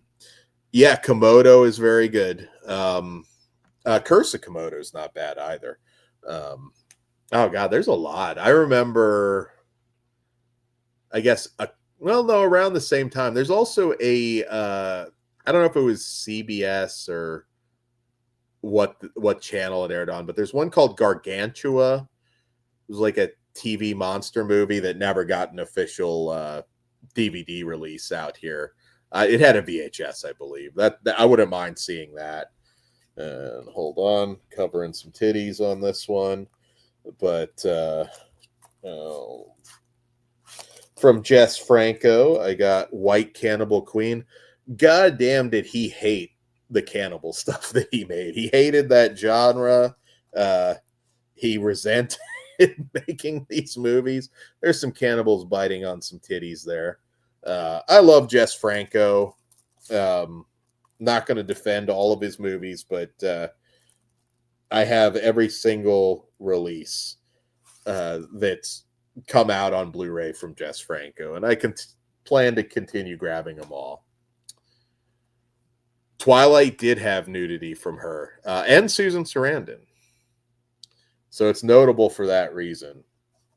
There's no actual nudity on this, but so I want to review this one because this movie has a story, and I'm not entirely familiar about all the details, but it's released here as Samurai Priest, a Vampire Hunter. Very cool art on this one with Ken Foree, and Tiffany Shepis is also in this. Jeff Burr, Tim Thomerson. So this movie, and I assume it's the exact same movie, but maybe wasn't finished or something, but I had it on DVD as Live Evil. And I think this is like, maybe they finished it up properly or something. I'm eager to crack into it because this movie's got some kind of production history because they're listing it as a new 2025 release. So I'm assuming re-edited. I don't think they like reshot this. It certainly looks same movie, same cast, but I'm curious to see what the story is. Tiffany Shepis in gorgeous HD. You can't go wrong. And Basement Jack, she's got a small role in that on the Shoestring Slasher set. Oh, let's see. Sorry about my dogs barking. All right, sorry, just checking something. And all right, let's grab another stack. We got some Criterion stuff from the Criterion sale coming up here. Oh, and some. So this movie has come up a lot in discussion lately. Sorcerer. This was an easy pickup on 4K. Sorcerer is a Roy Scheider film. Well, it's a big cast. Francisco Rabal. Sorcerer is an amazing action thriller. It's one of those movies. I mean, it came out in '77. Obviously, that was a big year, and I think it was just a case of people not knowing what the fuck it was. I mean, it's a William Friedkin movie, and you know, Roy Scheider's still pretty fresh off Jaws. I don't understand why this movie was not a gigantic fucking hit. It is 5 stars all the way. If you haven't seen Sorcerer, I highly recommend it. Can't wait to check out the 4K. This movie is a suspense masterpiece. And I think it's just the title. I think it's like, well, wait, is this a supernatural sort of thing? Is this, what am I getting myself into? That's the only thing I can think of, because what an awesome movie that doesn't get enough attention. Another all-time classic that I got from the Criterion sale from director Wim Wenders, Paris, Texas on 4K. This is just a brilliant movie. Wim Wenders' best film. Harry Dean Stanton, Dean Stockwell, Natasha Kinski. Great movie. He's one of those directors who's still, active, not 10 years ago, whatever it's been. But a lot of his other movies didn't get a lot of attention. I know he did one with James Franco that I haven't watched, but I have it. But Paris, Texas is, if you're making a list of just great films from the 80s, like, you do need to see it. It's Harry Dean Stanton. I think it's his favorite of his films. And that was a great pickup during the Criterion sale. Good upgrade. That one is most definitely worth the upgrade. Moving on, also from the Criterion sale, I grabbed Three Women, a Robert Altman film with Sissy Spacek and Shelley Duvall, 2 horror legends. And this kind of one of those movies that some people lump into the horror genre. One of Shelley's better performances, I think, in this. And I was glad to grab that one. Another one also from the Criterion sale, The Night Porter. This is a very disturbing film. Charlotte Rampling is amazing in this one. There was so much I wanted from the Criterion sale. I mean, it's still going on Amazon, I believe. I just, there's so much I need, but I'm about tapped out and I got a vacation to plan. JG, a lot of people will throw like art house on something like that's a bad thing, and I'm like, it's not an insult. I mean, every once in a while I do like something a little outside the box. Three Women is amazing, Ghost. I haven't watched the movie in like 10 years, so I'm kind of eager to sit down and watch it again. Night Porter's great. I think I made some good calls during the Criterion sale, but there's still a lot that I need. There's a lot that I kind of want. I still have to grab a Nora on 4K. I still have to get I Walk with a Zombie. Those ones were a little higher though, but Yeah, all of those are high recommends, though. Three Women is another one that's not. I mean, Robert Altman's a legendary filmmaker, but of all his films, I don't really hear Three Women come up a lot. JG, Eating Raoul is a must pick up. I love Eating Raoul. Paul Bartel and Mary Warrenoff, it doesn't get any better. One of the most iconic duos. All right. Speaking of Lionsgate, we got Ghoulies Go to College, the one that broke Chris. He had to grab it. I had to grab it. Now we wait for Ghoulies 4 just for somebody to figure that mess out. But yeah, Ghoulies Go to College is a lot of fun. Early Matthew Lillard. I just love the Ghoulies movies. I was talking to Todd, possibly during October, maybe we'll do a watch along of 3 and 4, because I believe a couple Halloweens ago we did a watch along for the first 2 movies. So that's a possibility if you guys want to see us do it. Warlock, the idea of only blockbusters means a lot of strange, unique movies would not be made. Absolutely. And if you're like me and you watch a ton of movies, like I saw one just recently that was not bad. And I think it's one that we're going to be reviewing, so I won't say what it is, but it was like the plot, just everything about it was cookie cutter, like super cookie cutter. And when you watch a lot of movies, it's like, man, give me something a little bit different here once in a while. I'm not saying everything has to be, you know, meaning of life kind of shit or anything like that, but give me something that's just a little bit different. And yeah. And what's ironic is I find a lot of people that do just watch a lot of the blockbusters, when you get them to go outside of their comfort zone and they discover something they really love. That's one of my favorite things about doing podcasting. I'm not in it for, certainly not in it for the money or the clout or anything like that. But it's like getting somebody to get out of their comfort zone. Maybe somebody will see this ridiculously long collection update and like, you know what, I'm going to give 3 Women a try. So I think that's pretty cool. So yeah, Ghoulies Go to College. This is the one you can get on Lionsgate Limited now. Really cool artwork and decent bit of extras. All right. I have not watched this one yet. It's actually from Rennie Harlan, the Bricklayer. Kind of just seems like a random direct to VOD action film, but I've heard actually this one's pretty decent. Some really good action choreography in this one, as you might expect from Rennie Harlan. So I might pop that in at some point. All right. Just working out where to put some of this stuff in between. Sorry for the pauses. Just got this one in the mail a week ago, I think. It's Mondo put it on DVD years ago, but it's out on Blu-ray now. The Girl Slaves of Morgana Le Fay.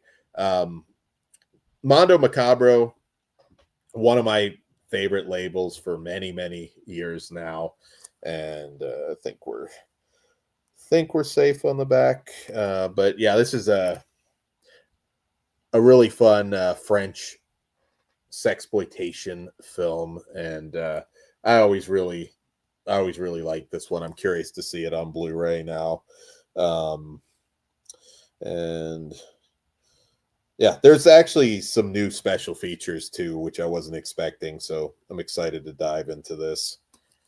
Girl Slaves of Morgana Le Fay. A lot of people forget, like, they do have a their website, and if you get their stuff early, and I don't know why, because sometimes there is an exclusive booklet, but the big red cases, which this is not, for some reason, like, those things like go for a fortune once they sell out. So I'm trying, like, once in a while to just bite the bullet and get that, because I can sell it, make a profit, and then buy the standard version. Because if it's just the case, I really don't care. All right. Keep stacking. Hopefully it doesn't fall. All right, we got an action movie here. Now, this one I do recommend a lot. It's an Indian action movie that got a pretty solid release. Kill. Uh, this one, insanity when it comes to the violence. You may remember the trailer. It takes place on a train, and I know Indian films in general are kind of a tough sell to people for some reason, but I, there's nothing like culturally in this one that would maybe not click with you. If you just like badass, gory action movies, this one is very, very good. I know my buddy Lauren is a big fan of Indian action movies right now, and I do recommend that if you're an AMC A-list member, go check out an Indian action film. They're doing some really cool shit right now. Let's see. Brian, also a Mondo fan. I do have like some of the red cases. It's just, when it's just the case, sometimes I'll wait. Usually the Mondo stuff kind of prices out to like $17.99 on Amazon. So yeah. Hidden gems are what it's all about, Warlock. That's why I do the show. I like people to discover something they were unaware of before. Speaking of which, new horror film, one of the absolute best of the year, The Rule of Jenny Penn. Now, I feel like this probably will get a 4K, but I don't even, I want to support this movie, and it's a cheap Blu-ray. If you haven't seen Rule of Jenny Penn, the battle of wits between John Lithgow and Jeffrey Rush, I mean, two all-time greats, is a sight to behold. And Rule of Jenny Penn is amazing. If you're making a list for the year and maybe you don't get to watch a lot of new horror movies, you should. There's a lot of good stuff, but Rule of Jenny Penn belongs on that list. It is 5 stars all the way. And yeah. Indy, you will love it. You will absolutely love it. This one's, oh God. I mean, I'm pretty much sold on John Lithgow, Jeffrey Rush, but it still amazes me the lack of advertisement for something like this. I'm like, because I mean, people throw around elevated horror. I don't even know that applies to Rule of Jenny Penn, because I think it's there's nothing like interpretive about it or anything. It's pretty straightforward, but what a fucking awesome horror film. And if you haven't seen it, that should be a must. If you're gonna see just 10 new horror movies in 2025, Rule of Jenny Penn should be on that list, period. All right, grabbing another stack here. I see a couple other gems in this pile. I might as well do this one because I talked about Shudder doing 4Ks now. Another film that I love, When Evil Lurks.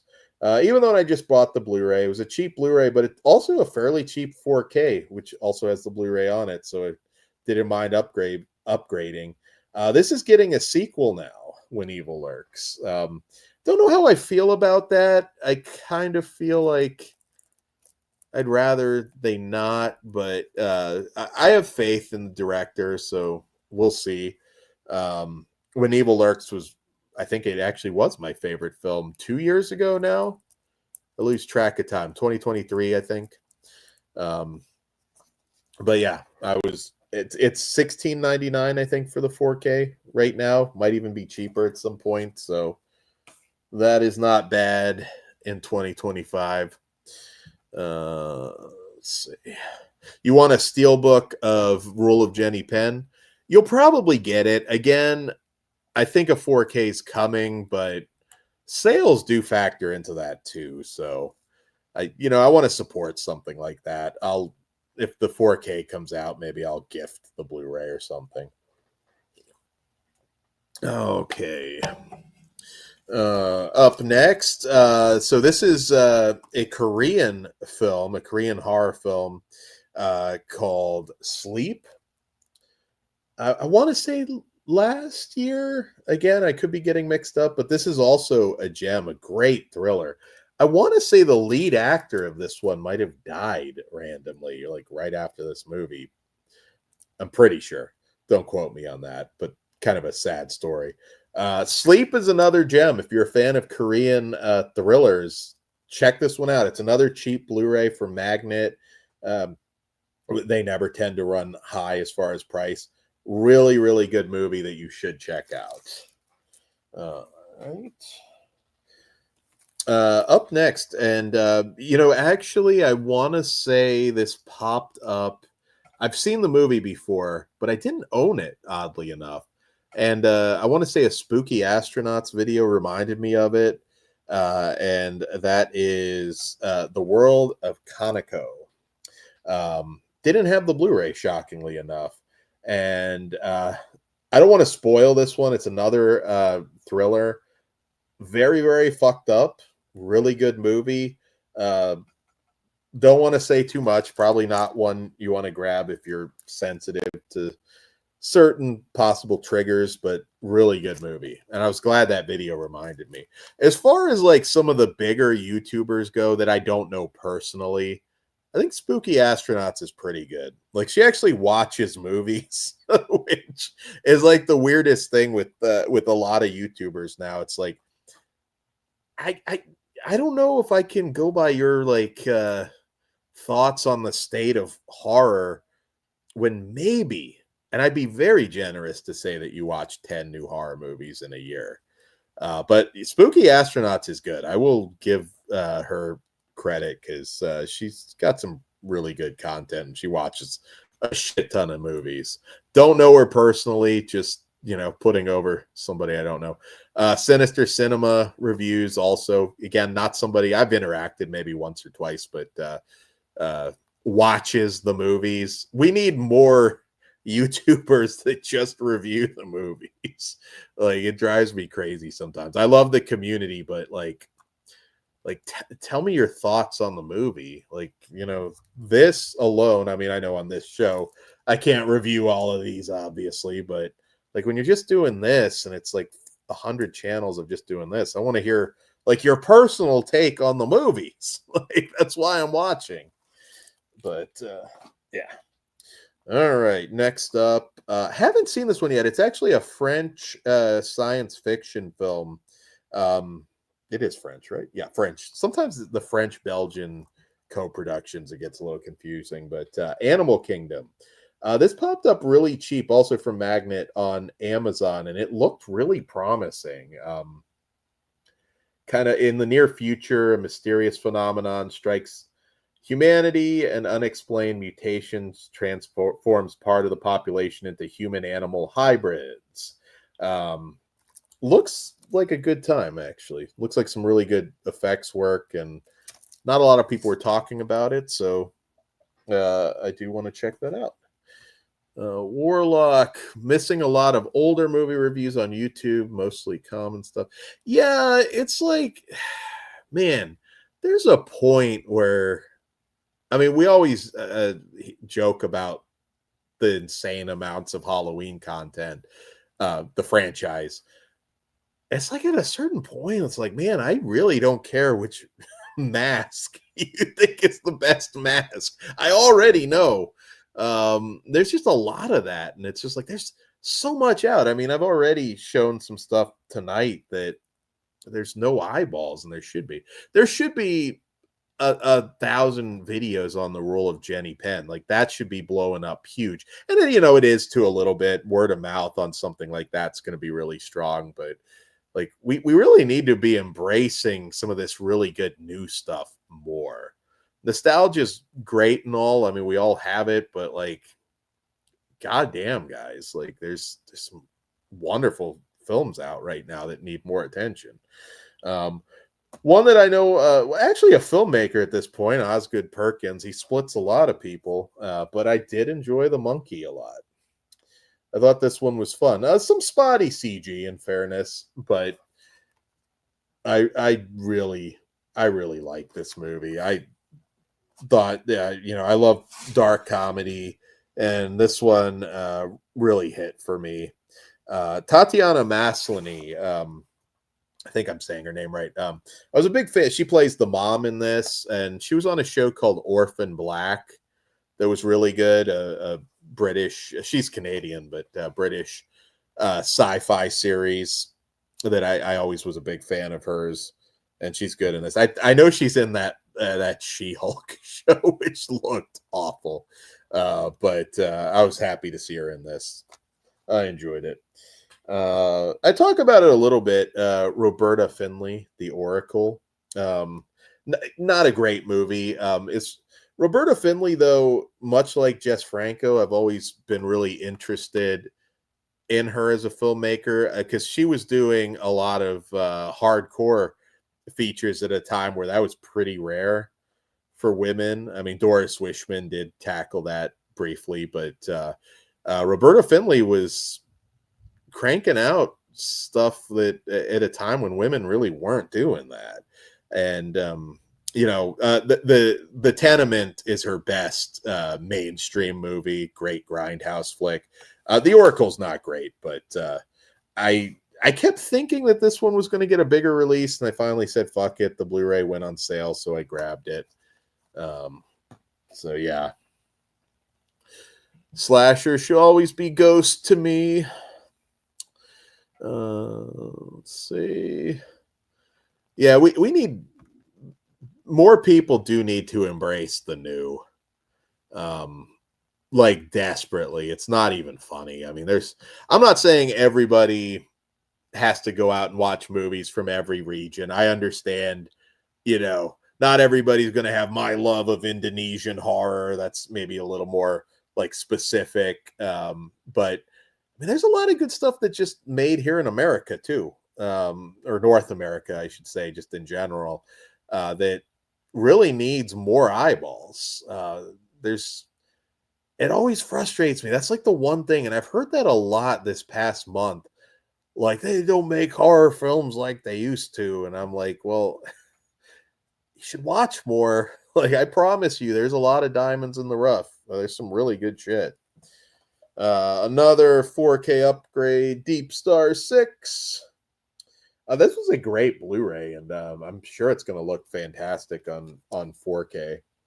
So I'm excited to check that out. Some classic horror before what most people think of when they hear Walking Dead. The Boris Karloff Walking Dead. A lot of this Warner Archive stuff has been on sale a lot. I've been getting it at good prices. It's funny, Chris, because I do feel like a lot of the stuff does come out theatrically now. Not everything, obviously, but yeah. Later, Brian. Sorry I missed you. Yeah, we'll probably still be going. So I'll see you later. Well, I'm shrinking kind of a little bit. Yeah, we people need to cover a little bit more. I know some videos aren't going to get tons and tons of clicks, but some of the really, really big ones I feel like should be doing a little bit more. But there's some great ones out there for sure. All right. Let's see. I showed Walking Dead. I showed last. This is a fun, batshit fucking insane cult movie. Empire of the Dark, which VCI put out. This movie is so. You got a PI who's searching for this killer and comes across a satanic cult from another dimension. Monsters called up from hell and legions of murderous undead ninja assassins are on the attack. One reviewer, I'm just reading the back, described it as Rambo in hell. This movie is insane. You really this will be a good watch along at some point. Yeah, good to see VCI still putting stuff out. This is the definition of a midnight movie. Empire of the Dark. Check that one out if you haven't. Yeah, there's a lot of Michael Myers mask videos out there. That's I don't mind that. It's just like there's a certain point, like if you've done like 20 videos on it, it's like what else is there to say? Like I love Hellraiser, but there's a certain point, like, and we have a great Hellraiser video on the channel, like talking about the whole franchise. Um, like I can't talk about it. Like I've just kind of said everything I've got to say. Maybe there'll be a watch along of something at some point, but I don't know. I guess as a YouTube fan and a fan of the community, like the videos I like the most, not all have to be deep in depth reviews. Like Spooky Astronauts does those. Like I watched 5 extreme horror films, and she's not doing like deep dive of a movie, but she goes over and that's like I said, that's how I realized, even though I'd seen it before, that World of Conoco. I was like, fuck, I don't own that. So even me, sometimes something gets by me. She I think in one of her recent videos, and I know I this comes up a lot. There was a 1994 movie called Spanking the Monkey. And I remember seeing as like, oh, that's fucking hilarious. This is a sex comedy. I'm gonna have a ball with this. And I remember, I don't know if again, HBO, Stars, wherever I watched it. I remember sitting down to watch that, and it's this it's basically about a dude that fucks his mom. And I'm sitting there watching this movie, and it's like it's not at all a sex comedy. And it's so fucking awkward. Just like when it happens, it's like, oh, I was just waiting for this to turn into fucking screwballs. It is not that. Uh, so there's movies like that. Like if you were around in the '90s, uh, I'm sure people have similar stories because, like, oh boy, was I not expecting that? I probably watched that around the same time as female perversions, but good God. Also, a Spanish giallo. Here we have The Killer Is Not Alone. And also from, I should always check, but sometimes there's titties. Also from Mondo Macabro. Got some other stuff pre-ordered from them that I'm pretty excited about coming soon. And actually, also from Mondo, and this one I definitely have to check.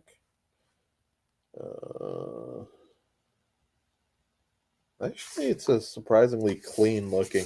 So I'm not a big fan of the slipcover, but it's Cafe Flesh, which is a classic adult film, but also just a cult film in general. And see the slipcover art there. It has the title on the side, but I don't know. I wasn't a big fan of the slip, but might look a little more familiar if you watch a lot of adult films. Cafe Flesh is kind of a must. Early Michelle Bauer as well in this one, and yeah, I don't know if it's sold out yet or not. Andrew, I don't know if you're watching. I know you picked up Cafe Flesh as well. Don't know why I do it to myself because kind of the stuff he was making at the end when he was not even aware of what he was making, but I did pick up Cosmic Sin with Bruce Willis at actually I think this was another one at McKay's.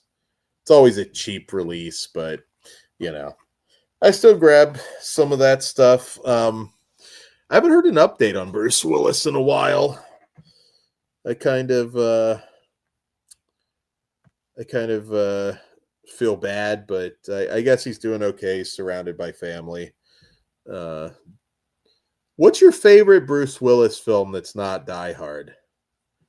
I'm kind of curious to hear some answers on that. I always like Death Becomes Her quite a bit. Foreign horror films definitely are a lot less formulaic. Sometimes you'll get like like a possession story, which if you watch something like The Ritual, the Al Pacino movie that just came out, holy shit, like are there no new ideas? Yeah, you'll get like a different take on it from like a Turkish film or an Indonesian film, and it'll feel a little more fresh.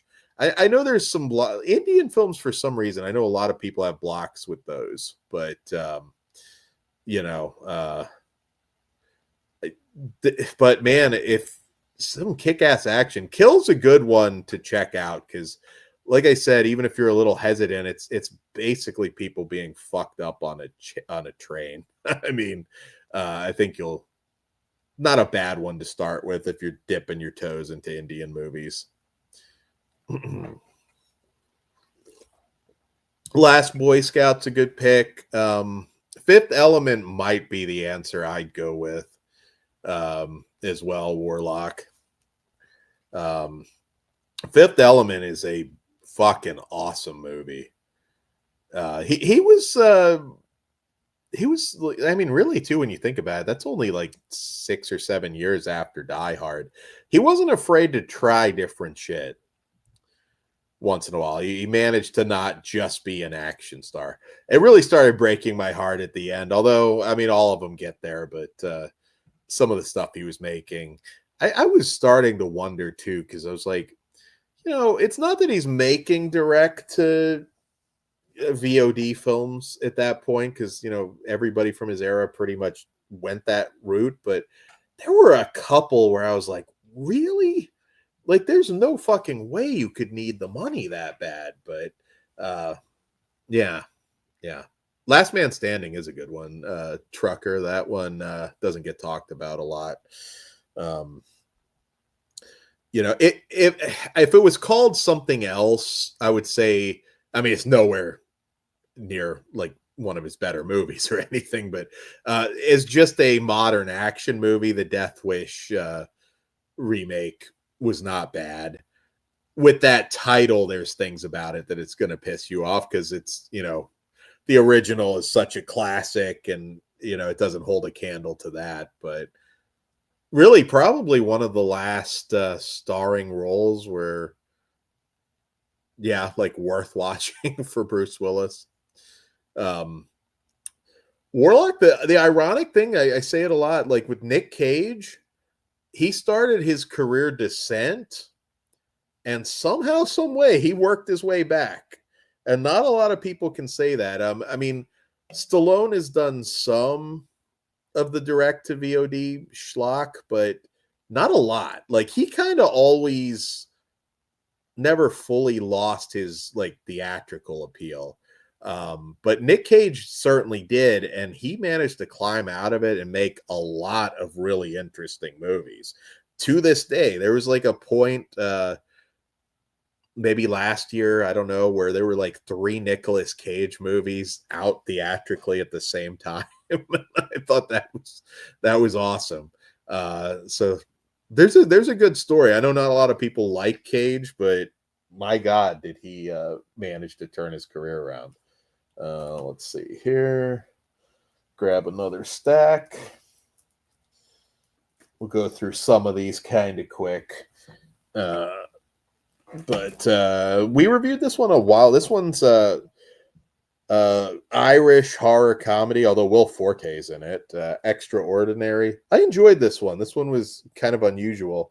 This is a BDR, but it's another one of those ones where every once in a while they're practically just giving it away on Amazon. So keep an eye out for it. I feel like it might get a better release one day, but hey, for now, if you find it for $5 or less, not a bad deal for a BDR. Let's see. Also got some Chuck Norris upgrades from Kino. Good Guys Wear Black. And I think they put some of these out twice at this point. But some I never upgraded from DVD. A Force of One. Some early Chuck Norris. Also grabbed the was this 1 point? No, I guess this was always Kino. Golden Needles with the the great Joe Don Baker and Jim Kelly. That's a fun one. These are some more McKay pickups that got Mercy Road on Blu-ray, only $3.95. Those can't beat that. And well, God, terrible segue with Bruce Willis, but Dementia. That was only $2.95. McKay's prices are really good. Like I said, if you go to Full Moon, make the side trip to McKay's. You'll see a lot of your favorite podcasters fighting for all of the gems there. Yeah, I think there are some new commentaries on some of the Norris ones. Well, I don't know if they're new. I lose track of that, but there are commentaries on both of those. We got some new Full Moon movies on Blu-ray. Bring Her to Me. We've got some more Full Moon shows, I'm sure, coming up for Halloween as well. Death Streamer, which is a vampire film that looks like a good time. I still can't get over how good the last Subspecies movie was from them. I would not have expected them to pull together the money to make that. We got review for this one, Amy the Visitor, starring the first ever AI character. I don't think that's actually true, but yeah, we'll go with it. We'll give that one to Charlie. Quadrant, we also reviewed that. So you can check out the reviews. And this is a BDR. This one, I cannot imagine somebody... Well, it's Dark Side Releasing, I believe. But Beyond the Wasteland. And this is about Mad Max, like, cosplayers, basically. I don't know if that's even really the word for it, but they recreate some of the cars and everything. And they just recreate the world of Mad Max. It's a fun little doc. And again, BDR, but this one I think I got for like $4 on Amazon. So cheap. You might as well do it that way instead of renting it at that point. Also from Kino, an old 80s Burt Reynolds action flick, Stick. I know Corey's talked about doing some Burt Reynolds stuff on S'mores and Doors. So keep an eye on that. He might tackle that at some point. Let's see, I have not done those. All right. Pressing on. I might have to check because I know there's some adult stuff in this pile. But let's see. It's kind of like mostly covered.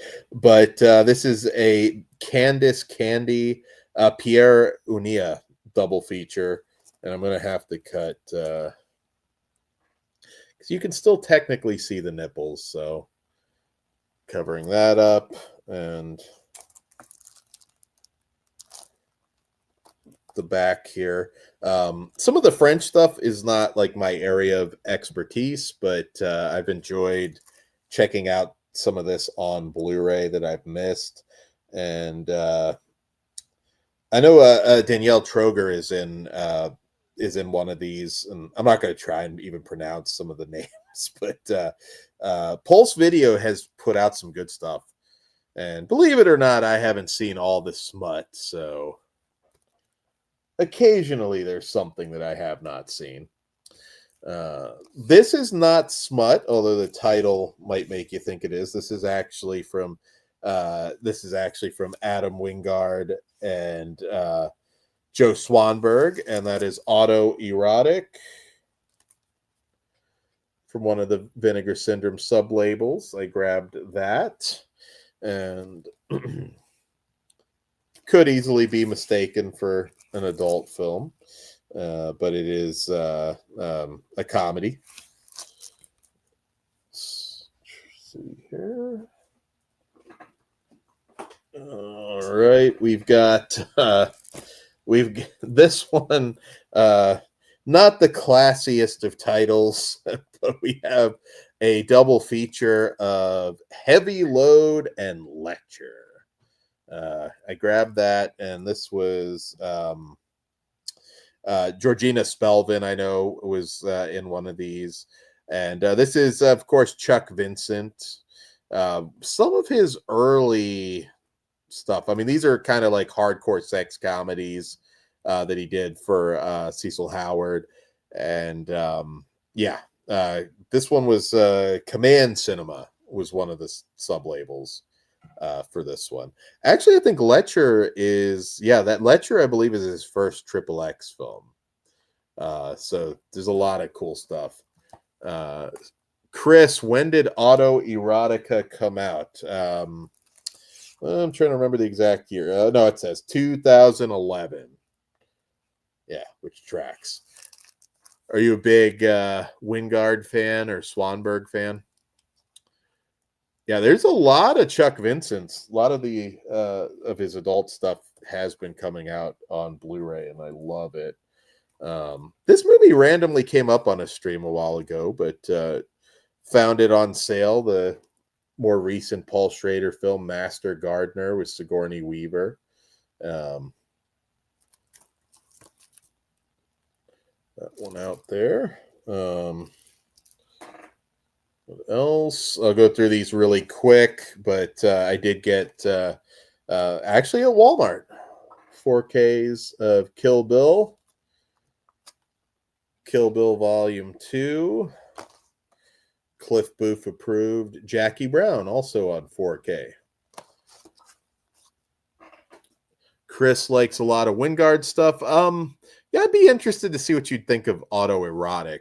I mean, depending what stuff you like, I don't know if you'll like that one or not.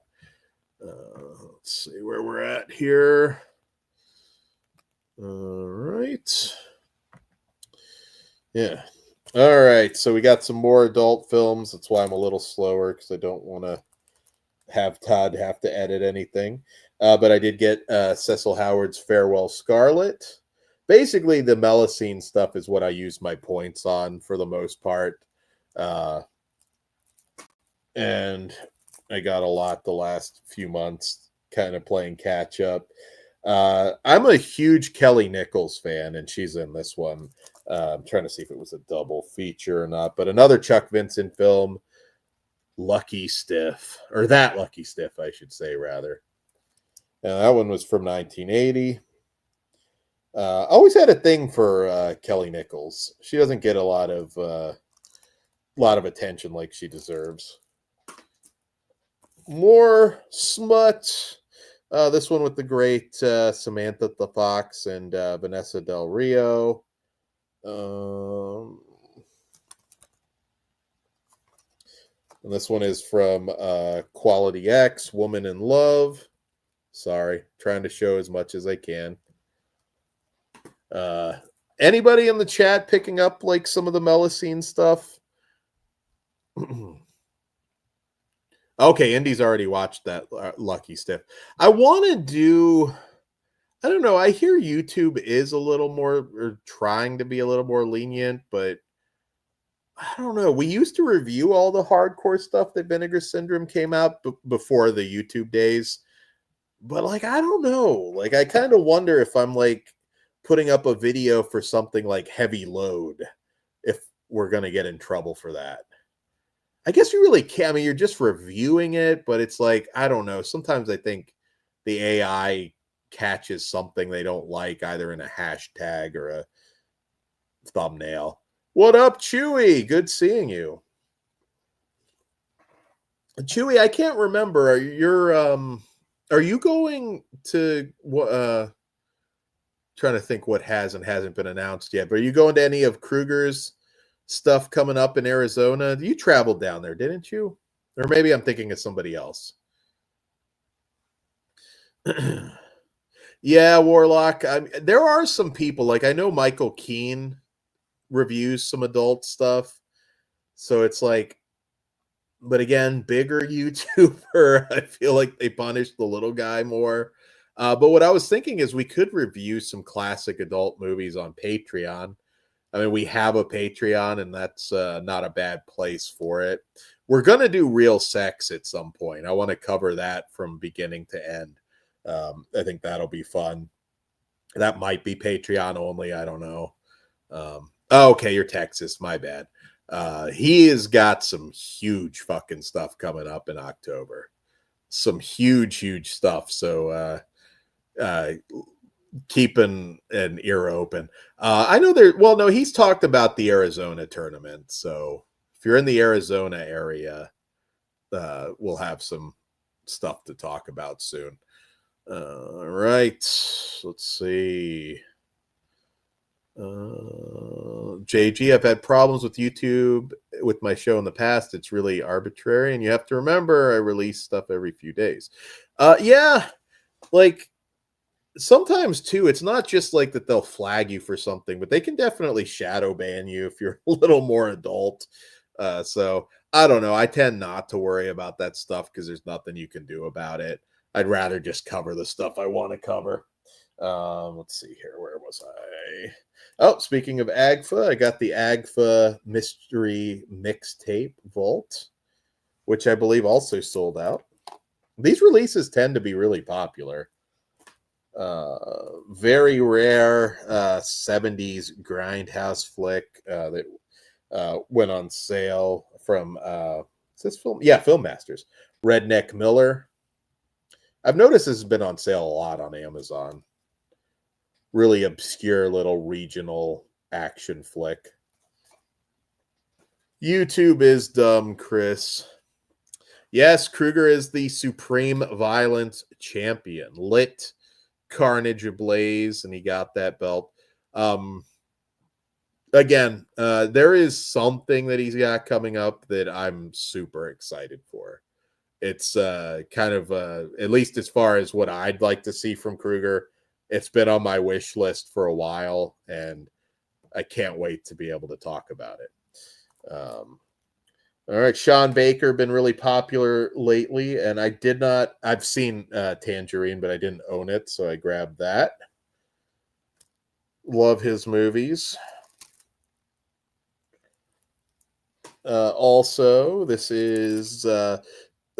one's like a drama. I mean, it might kind of read as a softcore film, but it's a Japanese drama called Air Doll.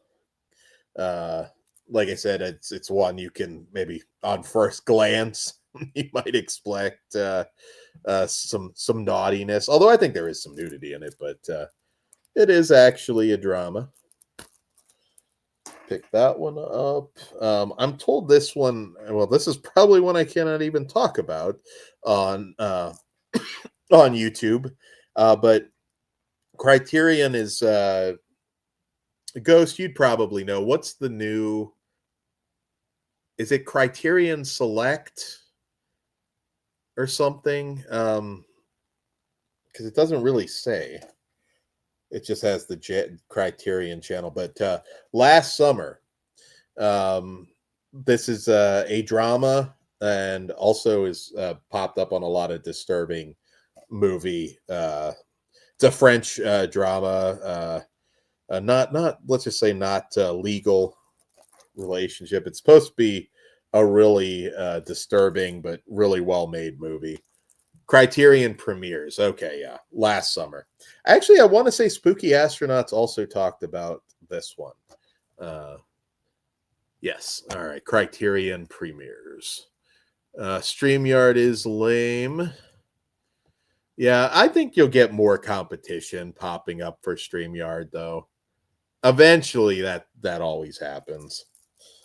So this one is also a so it's a from the Czech Republic, and I want to say, is this? Yeah, I believe this one is actually based on a real person, but it's called Her Body, and it's basically about was she an Olympian? Yeah, an Olympic diver that ended up doing adult movies. And this one is, oddly enough, this is one of those movies that's also sold on Melusine. I don't think there's any XXX content in it. I mean, like I said, it's a serious drama, but looks really good. Another one I've been looking for an excuse to sit down and watch. But it is a drama. It's not triple X. JG, do you think we'll ever get a blue of Jamie Gillis, Travis Bickle? Does Travis Bickle? Well, I know one that keeps coming up a lot. I haven't heard any rumors about that, but Water Power. That has been requested. That's probably the most requested adult title. Going back to the Code Red boards, and it's just been finding it, restoring it. You can see some of it online on oh, you are talking Water Power. Okay, I wasn't sure if you were okay. I thought you might have been talking something else. Because actually he's got a couple things that could kind of fall in into that, but I don't know. It seems like every time they're close, it just doesn't happen. Yeah, I was trying to figure out which one you're talking about. But yeah, Water Power. Oh, what was the last thing I heard? Well, obviously Bill's gone now, so it's not coming from Code Red. Somebody told me that it's still gonna happen. I mean, at this point, though, who's putting out triple X movies except really Vinegar Syndrome? I mean, you don't have many other options. I mean, Water Power, I feel, is unique enough that I can see maybe another company just putting it out. It's not unheard of. But yeah, Roger Watkins, yeah, he I'd like to see somebody unaware of classic adult films react to some of the Watkins stuff, because it's pretty heavy. It's a heavy fap, let's just say. What up, Winter Steel? How are you doing? Good to see you. All right. I'm done that pile. Oh, I will show off a Full Moon pickup. I did get the Ginger Dead Man movie collection, which comes in this big set. It's actually, and I do apologize, there are storms. Hopefully my internet holds up. Otherwise, you get a part 2. I'm not, well, actually, it's not that hard, so I will open it up. It comes in this cookie tin. Really cool. If you sign up for Full Moon streaming, I believe this is one of the options that you can, sorry, I'm turning it the wrong way. I believe this is one of the options that if you sign up for a year's worth of streaming, that they'll send you. I know the Evil Bong set, which I need to get, is another one, but I thought this was really cool. Full Moon. It is a big one, Chris. Yeah, this one, I was not expecting such a big set, but yeah, there you go. It's a cool centerpiece. I still think Ginger Dead Man 2 Passion of the Crust is a masterpiece. I love that movie. It's so much fun. All right, so we've got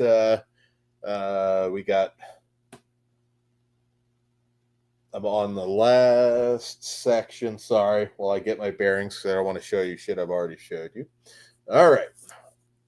Grab another stack here. I have some good ones in this stack, too. I am a big Jess Franco fan. I'm really excited for the new Delirium label. And this is still Full Moon, though, not Delirium. Voodoo Passion. Which, God, there's a lot of titties on the back of that one. I'm showing some of the Triple X stuff, and that's the Franco ones have got more titties. Also, Blue Rita from the Irwin Dietrich era of his career. Running out of spots to put this stuff. Did you got Chris? Did you get any of the Full Moon box sets?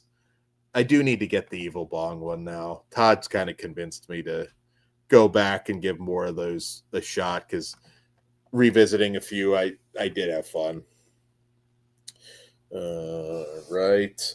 This was a Melusine exclusive, and there was some drama trying to order it, because it's like it messed up my points, and I didn't end up ordering it because it was long story. I won't rehash it, but Hot Summer in the City. And this was, you could only get it through points on Melusine. And if you watch the trailer for this one, this one's insane. And probably not anything that they could really put out because of insane copyright violation with the music. But also, let's just say, like, a very, yeah, it's a little bit racist. It's a lot racist, but it's of its time, and it's a wild adult film. You should check it out. It's actually, does it say here? I think it was shot in Michigan. Yes, Michigan. And it's a one of a kind adult film. I don't know if it's totally sold out or not, but you can only get it with your points. And it is well worth a watch for adult and cult film lovers. Chris, I usually don't like all the movies in a Full Moon franchise, and I own most of the ones I want. Okay. Yeah. The Evil Bong one, like I said, if you sign up for a year of streaming, you can just get it, and it's pays for itself. Classic horror TV movie, Let's Scare Jessica to Death. Got that from Vinegar Syndrome. That was a must. That was a good package that month that they did that one. Also, from the Scream Factory sale, I got The Dead Zone on 4K. Pretty sure I'm getting the sales right on these. I also got the original My Bloody Valentine on 4K as well. From Vinegar Syndrome, Charlie One Eye with the great Richard Roundtree. That was also, I believe, from the Let's Scare Jessica to Death month. This is kind of a Reanimator knockoff. I'm trying to remember. I think this one was New York. But the Soul Tangler. Really cool cover art from Bleeding Skull. And I don't know if the slip covers sold out yet or not, but kind of see in there. That's a good one. One that like quietly sold out, and I'm like, fuck, I missed it, from TerrorVision, and I was luckily able to get an affordable copy on eBay before that went up. But Killer from TerrorVision. I don't know if you may want to grab it off eBay if there's still sellers that have it for a reasonable price. Which there's a couple like scuffs on the slip, but whatever. I mean, this is sold out, so I was happy to be able to get this one because I wouldn't have paid a ridiculous amount of money. There's that. One of my favorite movies from last year, The Vordelak, which you can go. That made my top 10 for 2025. Speaking of unique, like, really cool movie. All right. Grab another stack. We're getting through it pretty good tonight. We did a review of this. So Celluloid Dreams, and I didn't bring all the swag because I showed that off on the actual review show, but Short Night of Glass Dolls, I mean, in short, great Giallo and fucking amazing work. Celluloid Dreams is killing it. I mean, they've only put out a couple things. I think Black Belly of the Tarantula is next from them. Yeah, go check out our review. They stack these fucking things, and they look amazing. Check these out. Check out our review. That is a good one. And I think Dirk and Darren, also on Subjective Perspective Collective, reviewed it. Also on 4K, I got Don't Torture a Duckling, Lucio Fulci classic. That is a must. Even though, unfortunately, Arrow Video is 4K only, I mean, I'm still going to pick up the Fulci stuff. One of my favorites from this year, sci-fi film, uh, The Assessment, with Elizabeth Olsen and Alicia Vikander. You can check out our reviews, but this is definitely one of the best non-horror movies. Although some might try and kind of put it in the horror genre. I fucking love this. And you want to see Alicia Vikander naked again? She's also naked in this, so there's good reason to see it. In short, this takes place in the very not too distant future. Resources limited, and to be a parent, that's strictly controlled. So this couple, played by Elizabeth Olsen and Himesh Patel, have to take a 7-day assessment to basically have the right to have a kid. And their evaluator, played by Alicia Vikander, puts them through these different trials. This is a really good movie. If you like dystopian sci-fi, although with like a sense of humor, I mean, it's very anxiety inducing. Like, she has to sit there and observe them fucking, for example, and then it just keeps escalating. She acts like a human child, and they got to take care of her. It's a really good movie, and I do recommend, if you like more serious science fiction and dystopian stuff, this is good. But like I said, just a little bit of humor, because some of the shit is so over the top, it made me laugh. Ben, that's my Laura Croft. I like Alicia Vikander. I didn't think her Tomb Raider was awful. I mean, it wasn't great. Walton Goggins was good in that. Wasn't he the villain, if memory serves? But she is my ex machina. All right. Moving along. Grab another stack. All right. So, good blaxploitation film that Kino put out a new edition of, That Man Bolt, with Fred the Hammer Williamson. I'm on the fence. I mean, at some point, I do want to get the blaxploitation 4K sets from Shout Factory. Haven't pulled the trigger yet. It's a tough one, because it's like I have all of it, except Slaughter 2. Actually, that wasn't on Blu-ray before, I don't believe. We covered this Creep Tape Season 1 from Shudder. Very cheap Blu-ray as well. Sony Chiba. This has been out a while, but I just hadn't grabbed it. The Street Fighter Collection. That is a must for action fans and Sony Chiba. This is another good movie that I got from the Kino sale, The Ice Harvest. John Cusack and also Billy Bob Thornton's in this. He had a really good record for a long time. He's making a lot of throwaway VOD stuff now, unfortunately. But he really picked his projects for a while. Like, he was very choosy about it. I think he turned down a big comic book franchise. I don't know which one. Maybe it was Mr. Fantastic he was supposed to play, or something. But he said no to a lot of stuff, and then he kind of started to say yes to a lot of stuff he shouldn't have. But Ice Harvest is really good. Chris is a fan of the Ice Harvest. Yeah, that is a good one to watch at Christmas. I think that was what I might do. I'm a big fan of Mads Mikkelsen. I hadn't actually bought the movie yet, but The Hunt on Blu-ray, this is a great movie. Really great drama. I recommend checking out some of Mads' work outside of some of his American stuff. Almost always fantastic.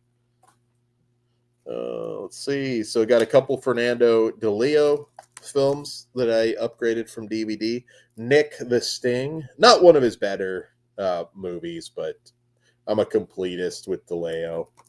I'm sure Dirk and Darren have probably already reviewed these, but also Loaded Guns with the beautiful Ursula Andress. Fernando De Leo is like kind of one of the kings of Polizioteschi crime films. Another Kruger favorite, 100 Tears from Unearthed Films put this out, a clown slasher film. I mentioned Marcus Koch earlier because I got Rot. I know he does. No, yeah, actually, he does. He directs this one too. I forgot. Yeah, one of the more underrated scream queens, Rain Brown, is in this. Felt like she should have had a bigger career than she did because she had chops. She was very pretty, but she also had chops. Let's see, another one. I heard this one's a decent martial arts film, American Fighter. Pick that one up. Random. I don't know anything about it, but I think it was like $3 on Amazon. The Campus, another BDR horror movie. This was a shocking sellout from Vinegar Syndrome. So I don't know why it sold out so fast. I mean, they're really good action movies, but the Iron Angels trilogy, I was shocked. Like, I almost didn't buy it on street. Again, this is, I believe, again, a part of that last package that I picked up. And I was shocked to see that it sold out. I guess you just never know. I don't know what put it over the edge, but luckily I was able to secure a copy before it did. Ben, that 100 Tears sequel, it feels like it's been in development for a while. So much so that I think even like a decade plus ago when it came out, they were saying they were doing a sequel. They very well may. It just seems like too much time has gone by, but now would be the time to do a sequel to any modestly popular clown horror film that you got, with Terrifier killing it. Always, I've talked about it before, always a big fan of Parker Posey, who doesn't star in this one, but it's a 90s movie with Craig Schaefer, Sleep With Me. Sorry. Eric Stoltz is already in it, also in it, Meg Tilly. It's a good, if you were around in the 90s. Parker Posey was kind of the indie queen at the time, and Sleep With Me is kind of forgotten about, I feel like, or at least not a lot of people talk about it. Olive Films put this out, and Olive is no more, so we'll see. I don't know if somebody else will put out another edition of this, but it's a good movie. If you're a 90s kid, you will enjoy it. Oh, House of Yes. Yeah, I'd like to see a good release of that. Documentary that I got at McKay's, West of Memphis. I think probably everybody knows about this case, but it's a really good doc. Also, Cauldron Films, and there is a review on the Visited by Voices Network, Dead End Drive-In, that I do with Dirk and Darren. Cries and Shadows. Go check that out. We'll tell you all about it. All right. It's a war movie that I missed in theaters midway. Also, another McKay's pickup. I heard the dogfight scenes are pretty good in that one. I know my dad liked it. This one I was very excited, having worked with Conrad Brooks. And he didn't really like to be asked certain questions about Ed Wood, but I got the hardwood set, some of his Triple X films that he did, that Severin put out. See, I'm more excited for stuff like that. Like that, that's like, oh, holy shit. Let's see. Let's catch up with the chat here. See if I missed anything. If I miss any questions, please shout them out again. Cool. I have the first David Rock Nelson set, JG, not the second one yet. I know the slip was selling out, but that's whatever. Amazed to see that stuff move so fast, because that is so there's a story behind it, but Hillary Clinton is in one of his movies. Um, not intentionally, but she is in one of his movies. Chewy, any updates on the hazing Blu-ray? Man, I fucking hope that something in time for Halloween. It's not looking good now, but all I know is Ronin had it. There was an unrelated lawsuit, and it just kind of fucked a lot of plans coming from Ronin. But they have it. Like if you get it digitally, I think now the Ronin logos on it, they more or less said they had it. You know, so or they couldn't speak or something, but they pretty much confirmed they do have it. It really pisses me off too because the hazing is so good. The the DVD's out of print, and that is the type of shit that really deserves an upgrade. But no updates except I'm hoping it still happens. Everything was done and it was ready to come out. JG got one of the last copies of Video Violence. That's cool. Yeah, Devil Ant. Yeah. Oh, you are too. Oh, that's awesome. Video Violence is fun. I don't did we do Video Violence on Analog Nightmares yet? If not, I'm sure we will. Rolf Konevsky, always dependable. Everything he knew how to make something very entertaining, even with limited means. I think he could have done much more ambitious stuff, but hey, in the low budget realm, he always delivered. The hazing is so much fun. We got a review. Did we drop it yet? My mind's playing. Well, you might be seeing a review soon if we haven't of the Bikini Car Wash Company double feature. We do have a review coming from that. We got a lot of After Dark stuff that we need to drop. All right, we're getting towards the end. I don't think we're going to make it another hour, so this one will be shorter. All right. Random, again, Walmart, or not Walmart, Amazon $3 pickup, The Woodman.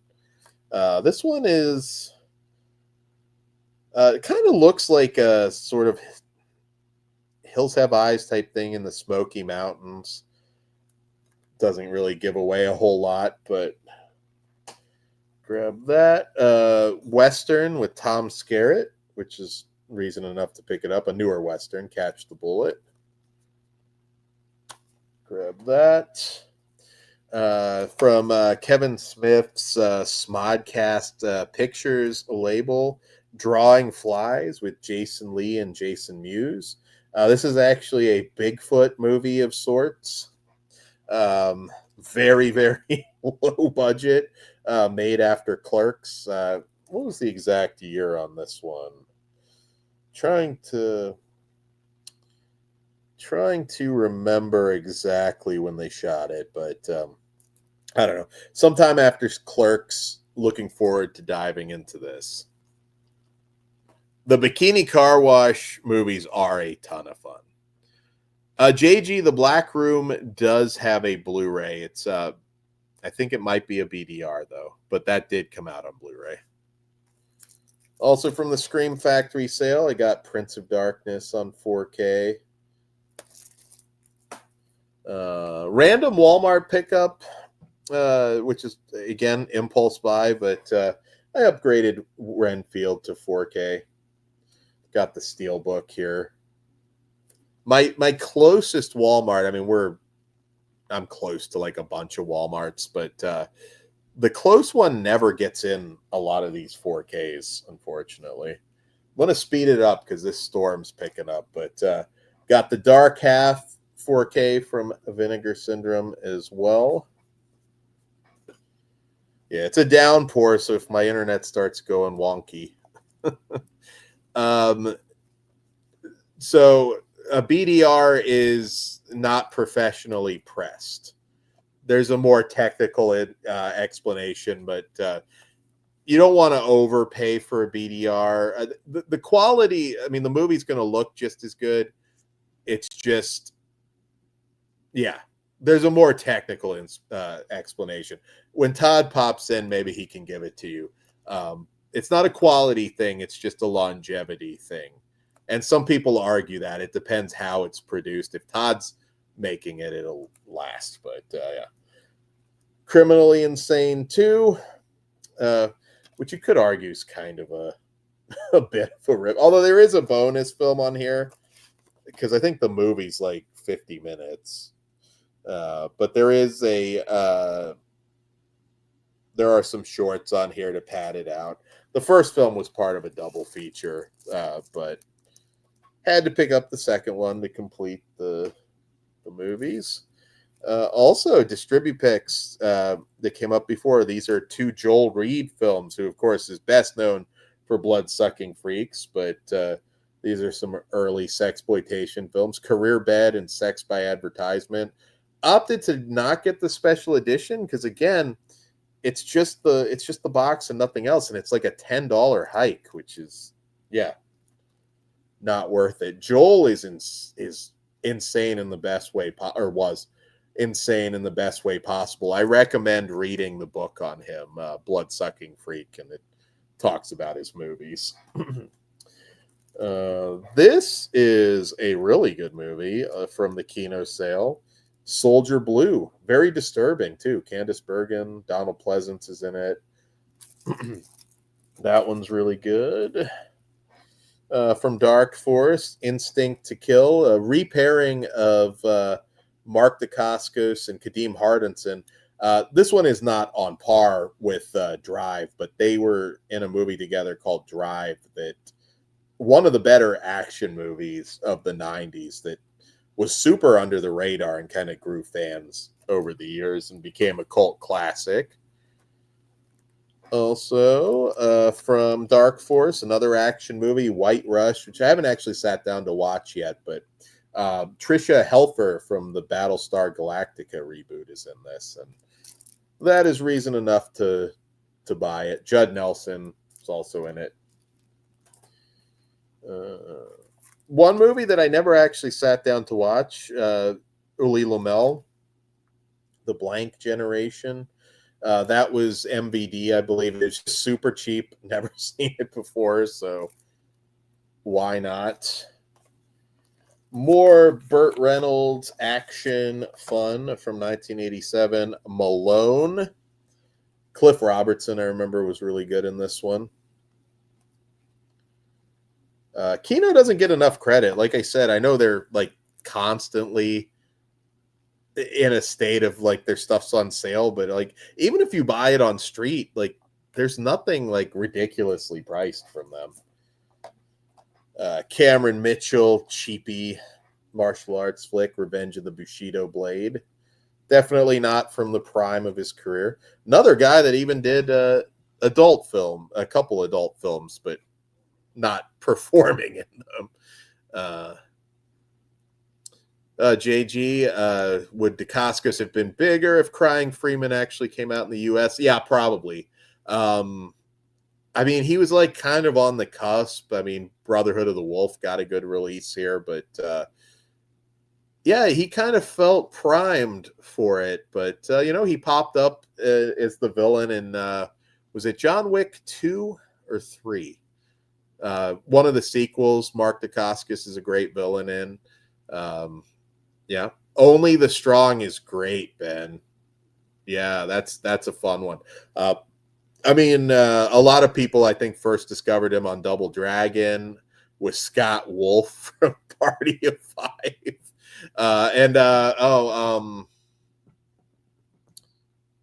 Robert Patrick is the villain in Double Dragon. Really over the top. That is a 90s fucking movie. I mean, it's not good, but it's a fun 90s movie. Only the Strong is also a good Dacascos movie. I mean, he made a lot of, some direct-to-video stuff. Some of it wasn't great, but every once in a while, he'd manage to put a real gem out there. DNA's a Predator knockoff that he did. Yeah, Warlock. I have that on DVD. Yep, Crow Stairway to Heaven series. He actually was not bad as the Crow. What up, Zombie? How are you doing? Joining us late tonight. Okay, I've got 2 more piles here. And let's see. Don't know whether to give Todd the warning yet, but I will here soon. So I got the new Nosferatu on 4K, obviously. Extended cut, which I still haven't watched the extended cut yet. I haven't had time. I've got to dive into that, though. Came up earlier. We got some Russ Meyer 4Ks up. And, oh, shit, almost flipped the back and made Todd do some editing because there's titties on the back. And Motorpsycho, which does not have titties on the back, so that's okay. Not bare titties, anyways. I'm loving the Russ Meyer restorations. I will double check because I heard that part of their deal was they weren't allowed to include that in any future sales. So if you want the Russ Meyer stuff, it might just be get it when you're ready to get it because it's probably not going to be on sale. All right. Rolling through. I finally upgraded the Faculty to 4K. It's a very old Blu-ray too, so I grabbed that. We were talking the other day on the on Jess's I Know What You Did Last Summer stream, and as far as, again, this one's a little different, obviously, but that 90s, very early 2000s wave of stuff that you might want to see a sequel to. I think The Faculty would be fun. I can think of different ways you could make that work. You know, Urban Legend, you could actually do a sequel because the 2 killers are still around. So that's a possibility. All right. I thought this movie was good. It was a box office bomb, but I really enjoyed The Creator. I thought it was a good sci-fi action film, but unfortunately nobody went to see it. So, but well worth checking out if you haven't. Also from the Kino sale, Iceman with Timothy Hutton. Haven't watched that one in many years. Before Encino Man, there was Iceman. Good double, actually. Picked up John Carpenter's Vampires on 4K during one of the sales, I believe. Grabbed Drag Me to Hell on 4K. Another one that kind of really has gained a lot of popularity over the years. From Severin, I did grab also another French extreme, In My Skin, the Marina Devan film. Haven't even opened that one yet, so I'm eager to dive into it. This one was also a gem. We reviewed it, The Order with Jude Law. Kind of a action thriller. It's not a straight action movie. It's actually kind of very serious. Nicholas Holt's in it. This was Mark Maron also is in this one. Really, really good movie. Another like gem. You might just overlook it as just another random action movie, but it's a lot better than that. Part of also again $3 to $5. I grabbed the My Life with the Living Dead John Russo documentary. This is also a BDR, but for $5 again. It's a little short. I mean, it's not as in depth as I'd like it to be. I think it's like 70 minutes. But wanted to grab that one. I love those movies. Random Western, but we are gay for Fahey here. Badland.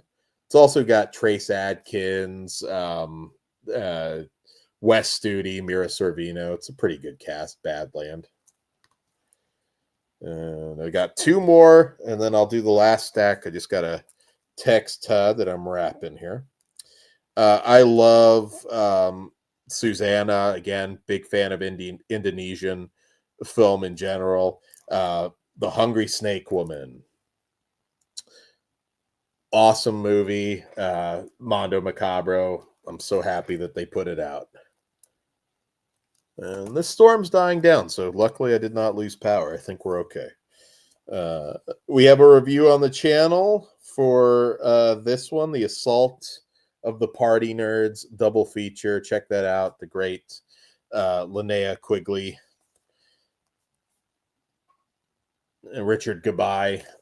Check that one out. I saw Richard Gabai was doing a lot of interviews on YouTube. We probably should have reached out to him actually when these came out. But all right, I've got one more stack, but I'm going to let Todd know that I'm getting towards the main event.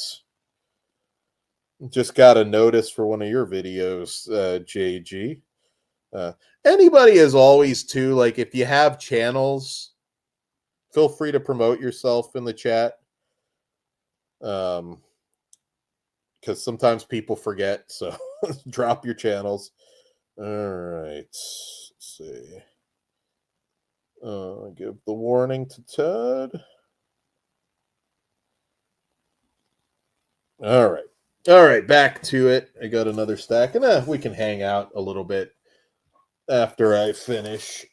All right, so let's see here. I'm a big fan of Juan Lopez Moctezuma, and this is a great movie that I don't know. I think I had it upside down.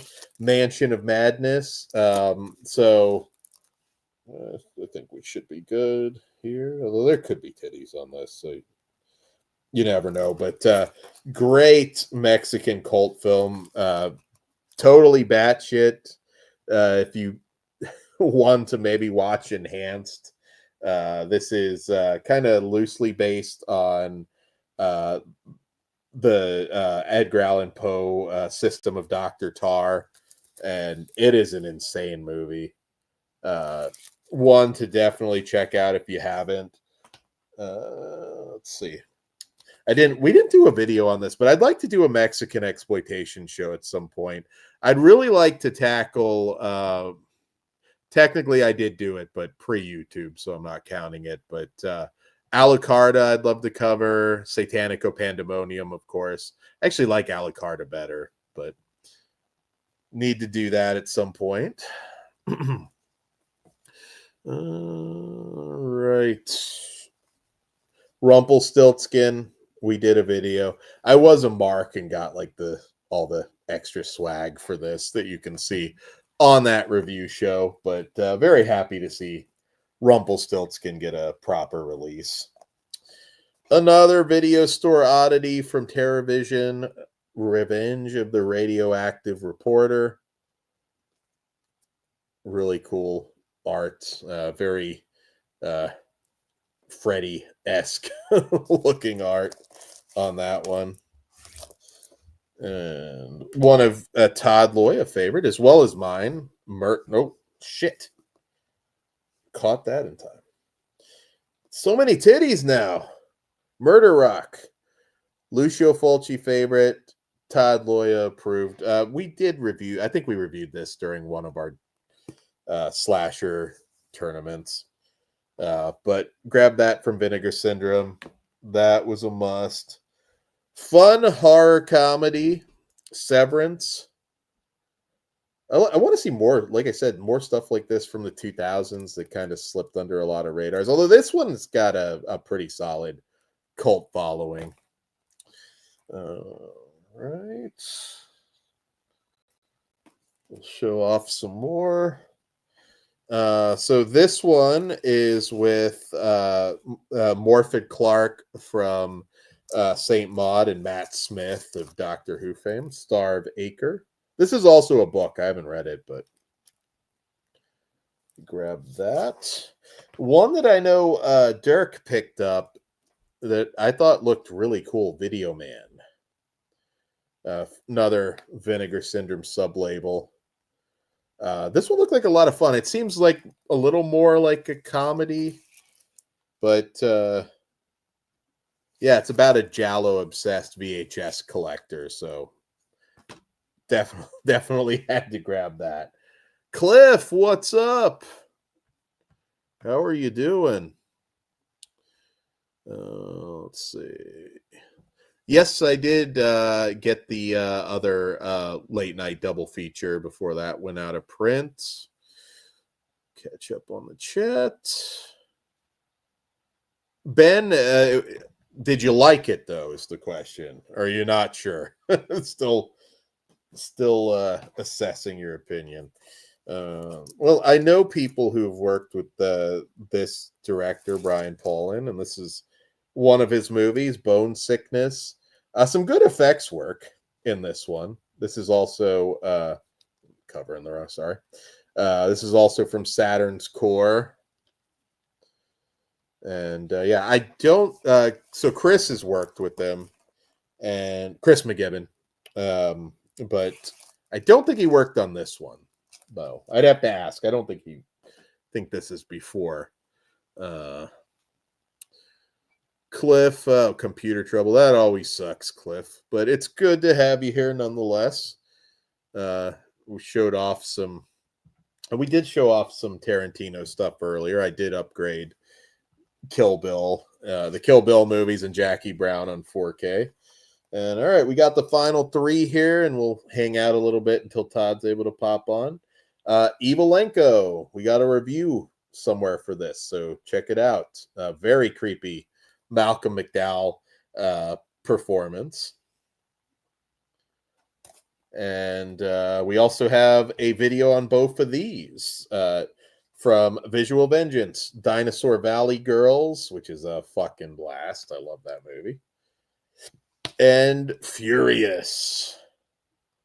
There we go. All right. So I believe I'm just doing a look around in case I missed the stack. And I believe that's it. So this was actually less than the last update. And you can go back and check. I want to say I had one that was like 5 hours. So about 3.5 is pretty good, I would say, for me. But we'll hang out here a little bit.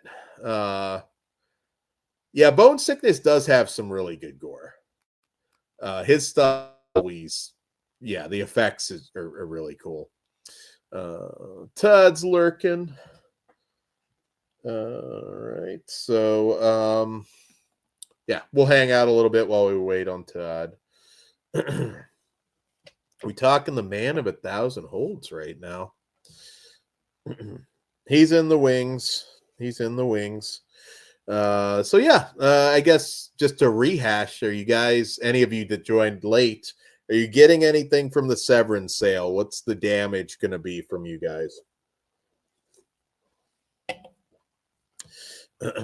By the way, if you haven't checked it out yet, Crimson Crown Wrestling, Bleed for the Crown.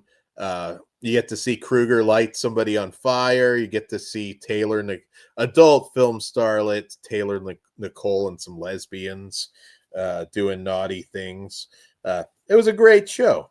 It was a lot of fun. And yeah, Kruger is the Supreme Violence Champion. We're so proud of him here.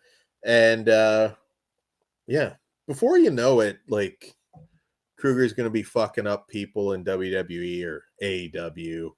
He's just going to get really big, forget all about us. But this is where he started. God damn it.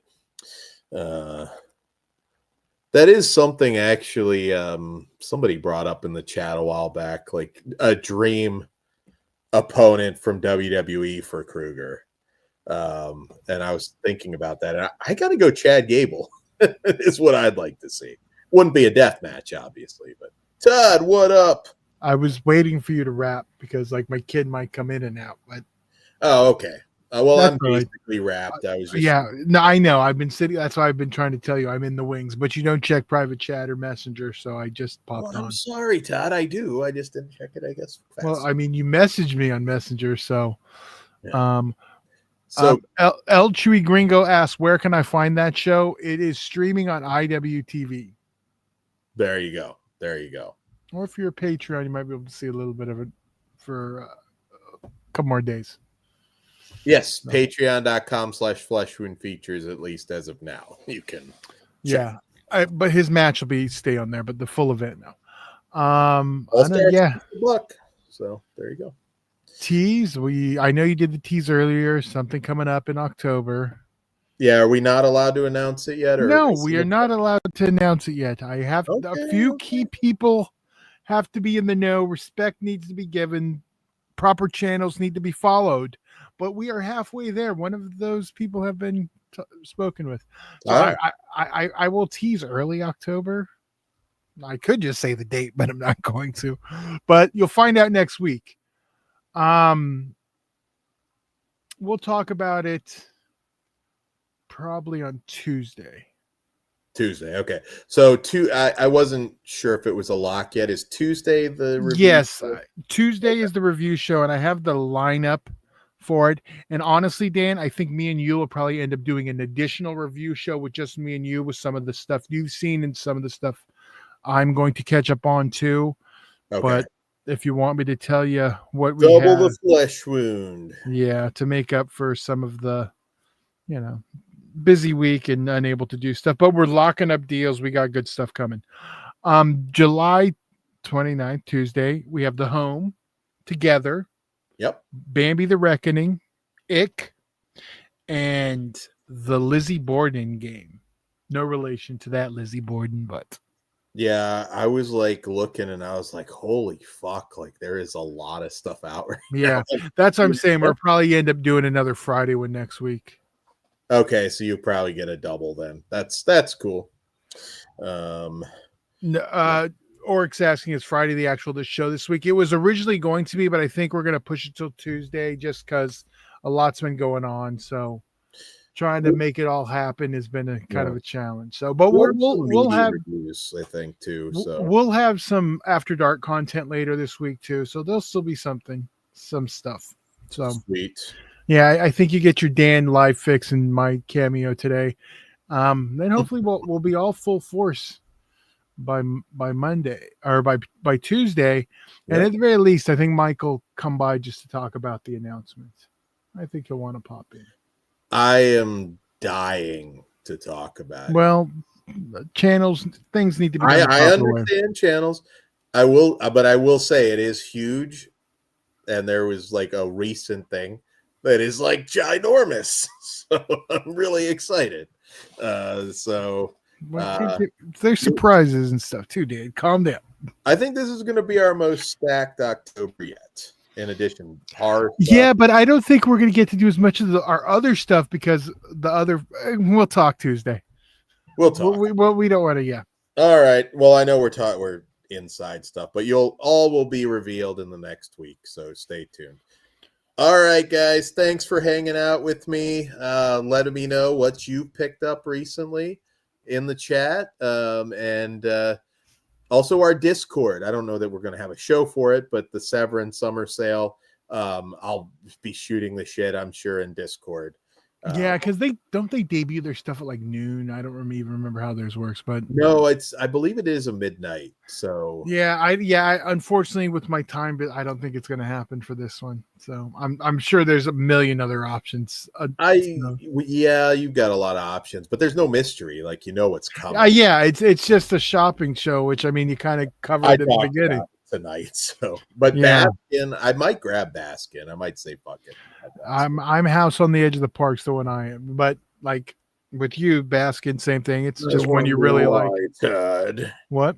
I wonder why, Todd. I mean, it stars David Hess. David Hess in 4K is like an instant buy. Joe Spinell 4K instant. You know what I mean? It's like I get it. I think one day, and I dread it with AI in general, but one day you're gonna just have David Hess starring in like Sleepless in Seattle, and I'd watch it. I don't know. I think Hollywood's starting to crack down with that Disney lawsuit and stuff. It's gonna, we'll see. We'll see. All right, guys. Thanks again. Oh, Billy, I didn't say hi to you, man. How's it going? Well, thank you for watching. I know you can't always comment, but I appreciate you being here. And I think I'm caught up with everybody. Yeah, I'm sure Dead Pit and a million others will be doing sales streams, so I'll pop into the Dead Pit stream maybe. We'll see. And Christian's doing one as well. Did we miss anything? No. But again, Discord is free. Get on our Discord because it's very active and we've got a nice Discord. All right, guys. Good night.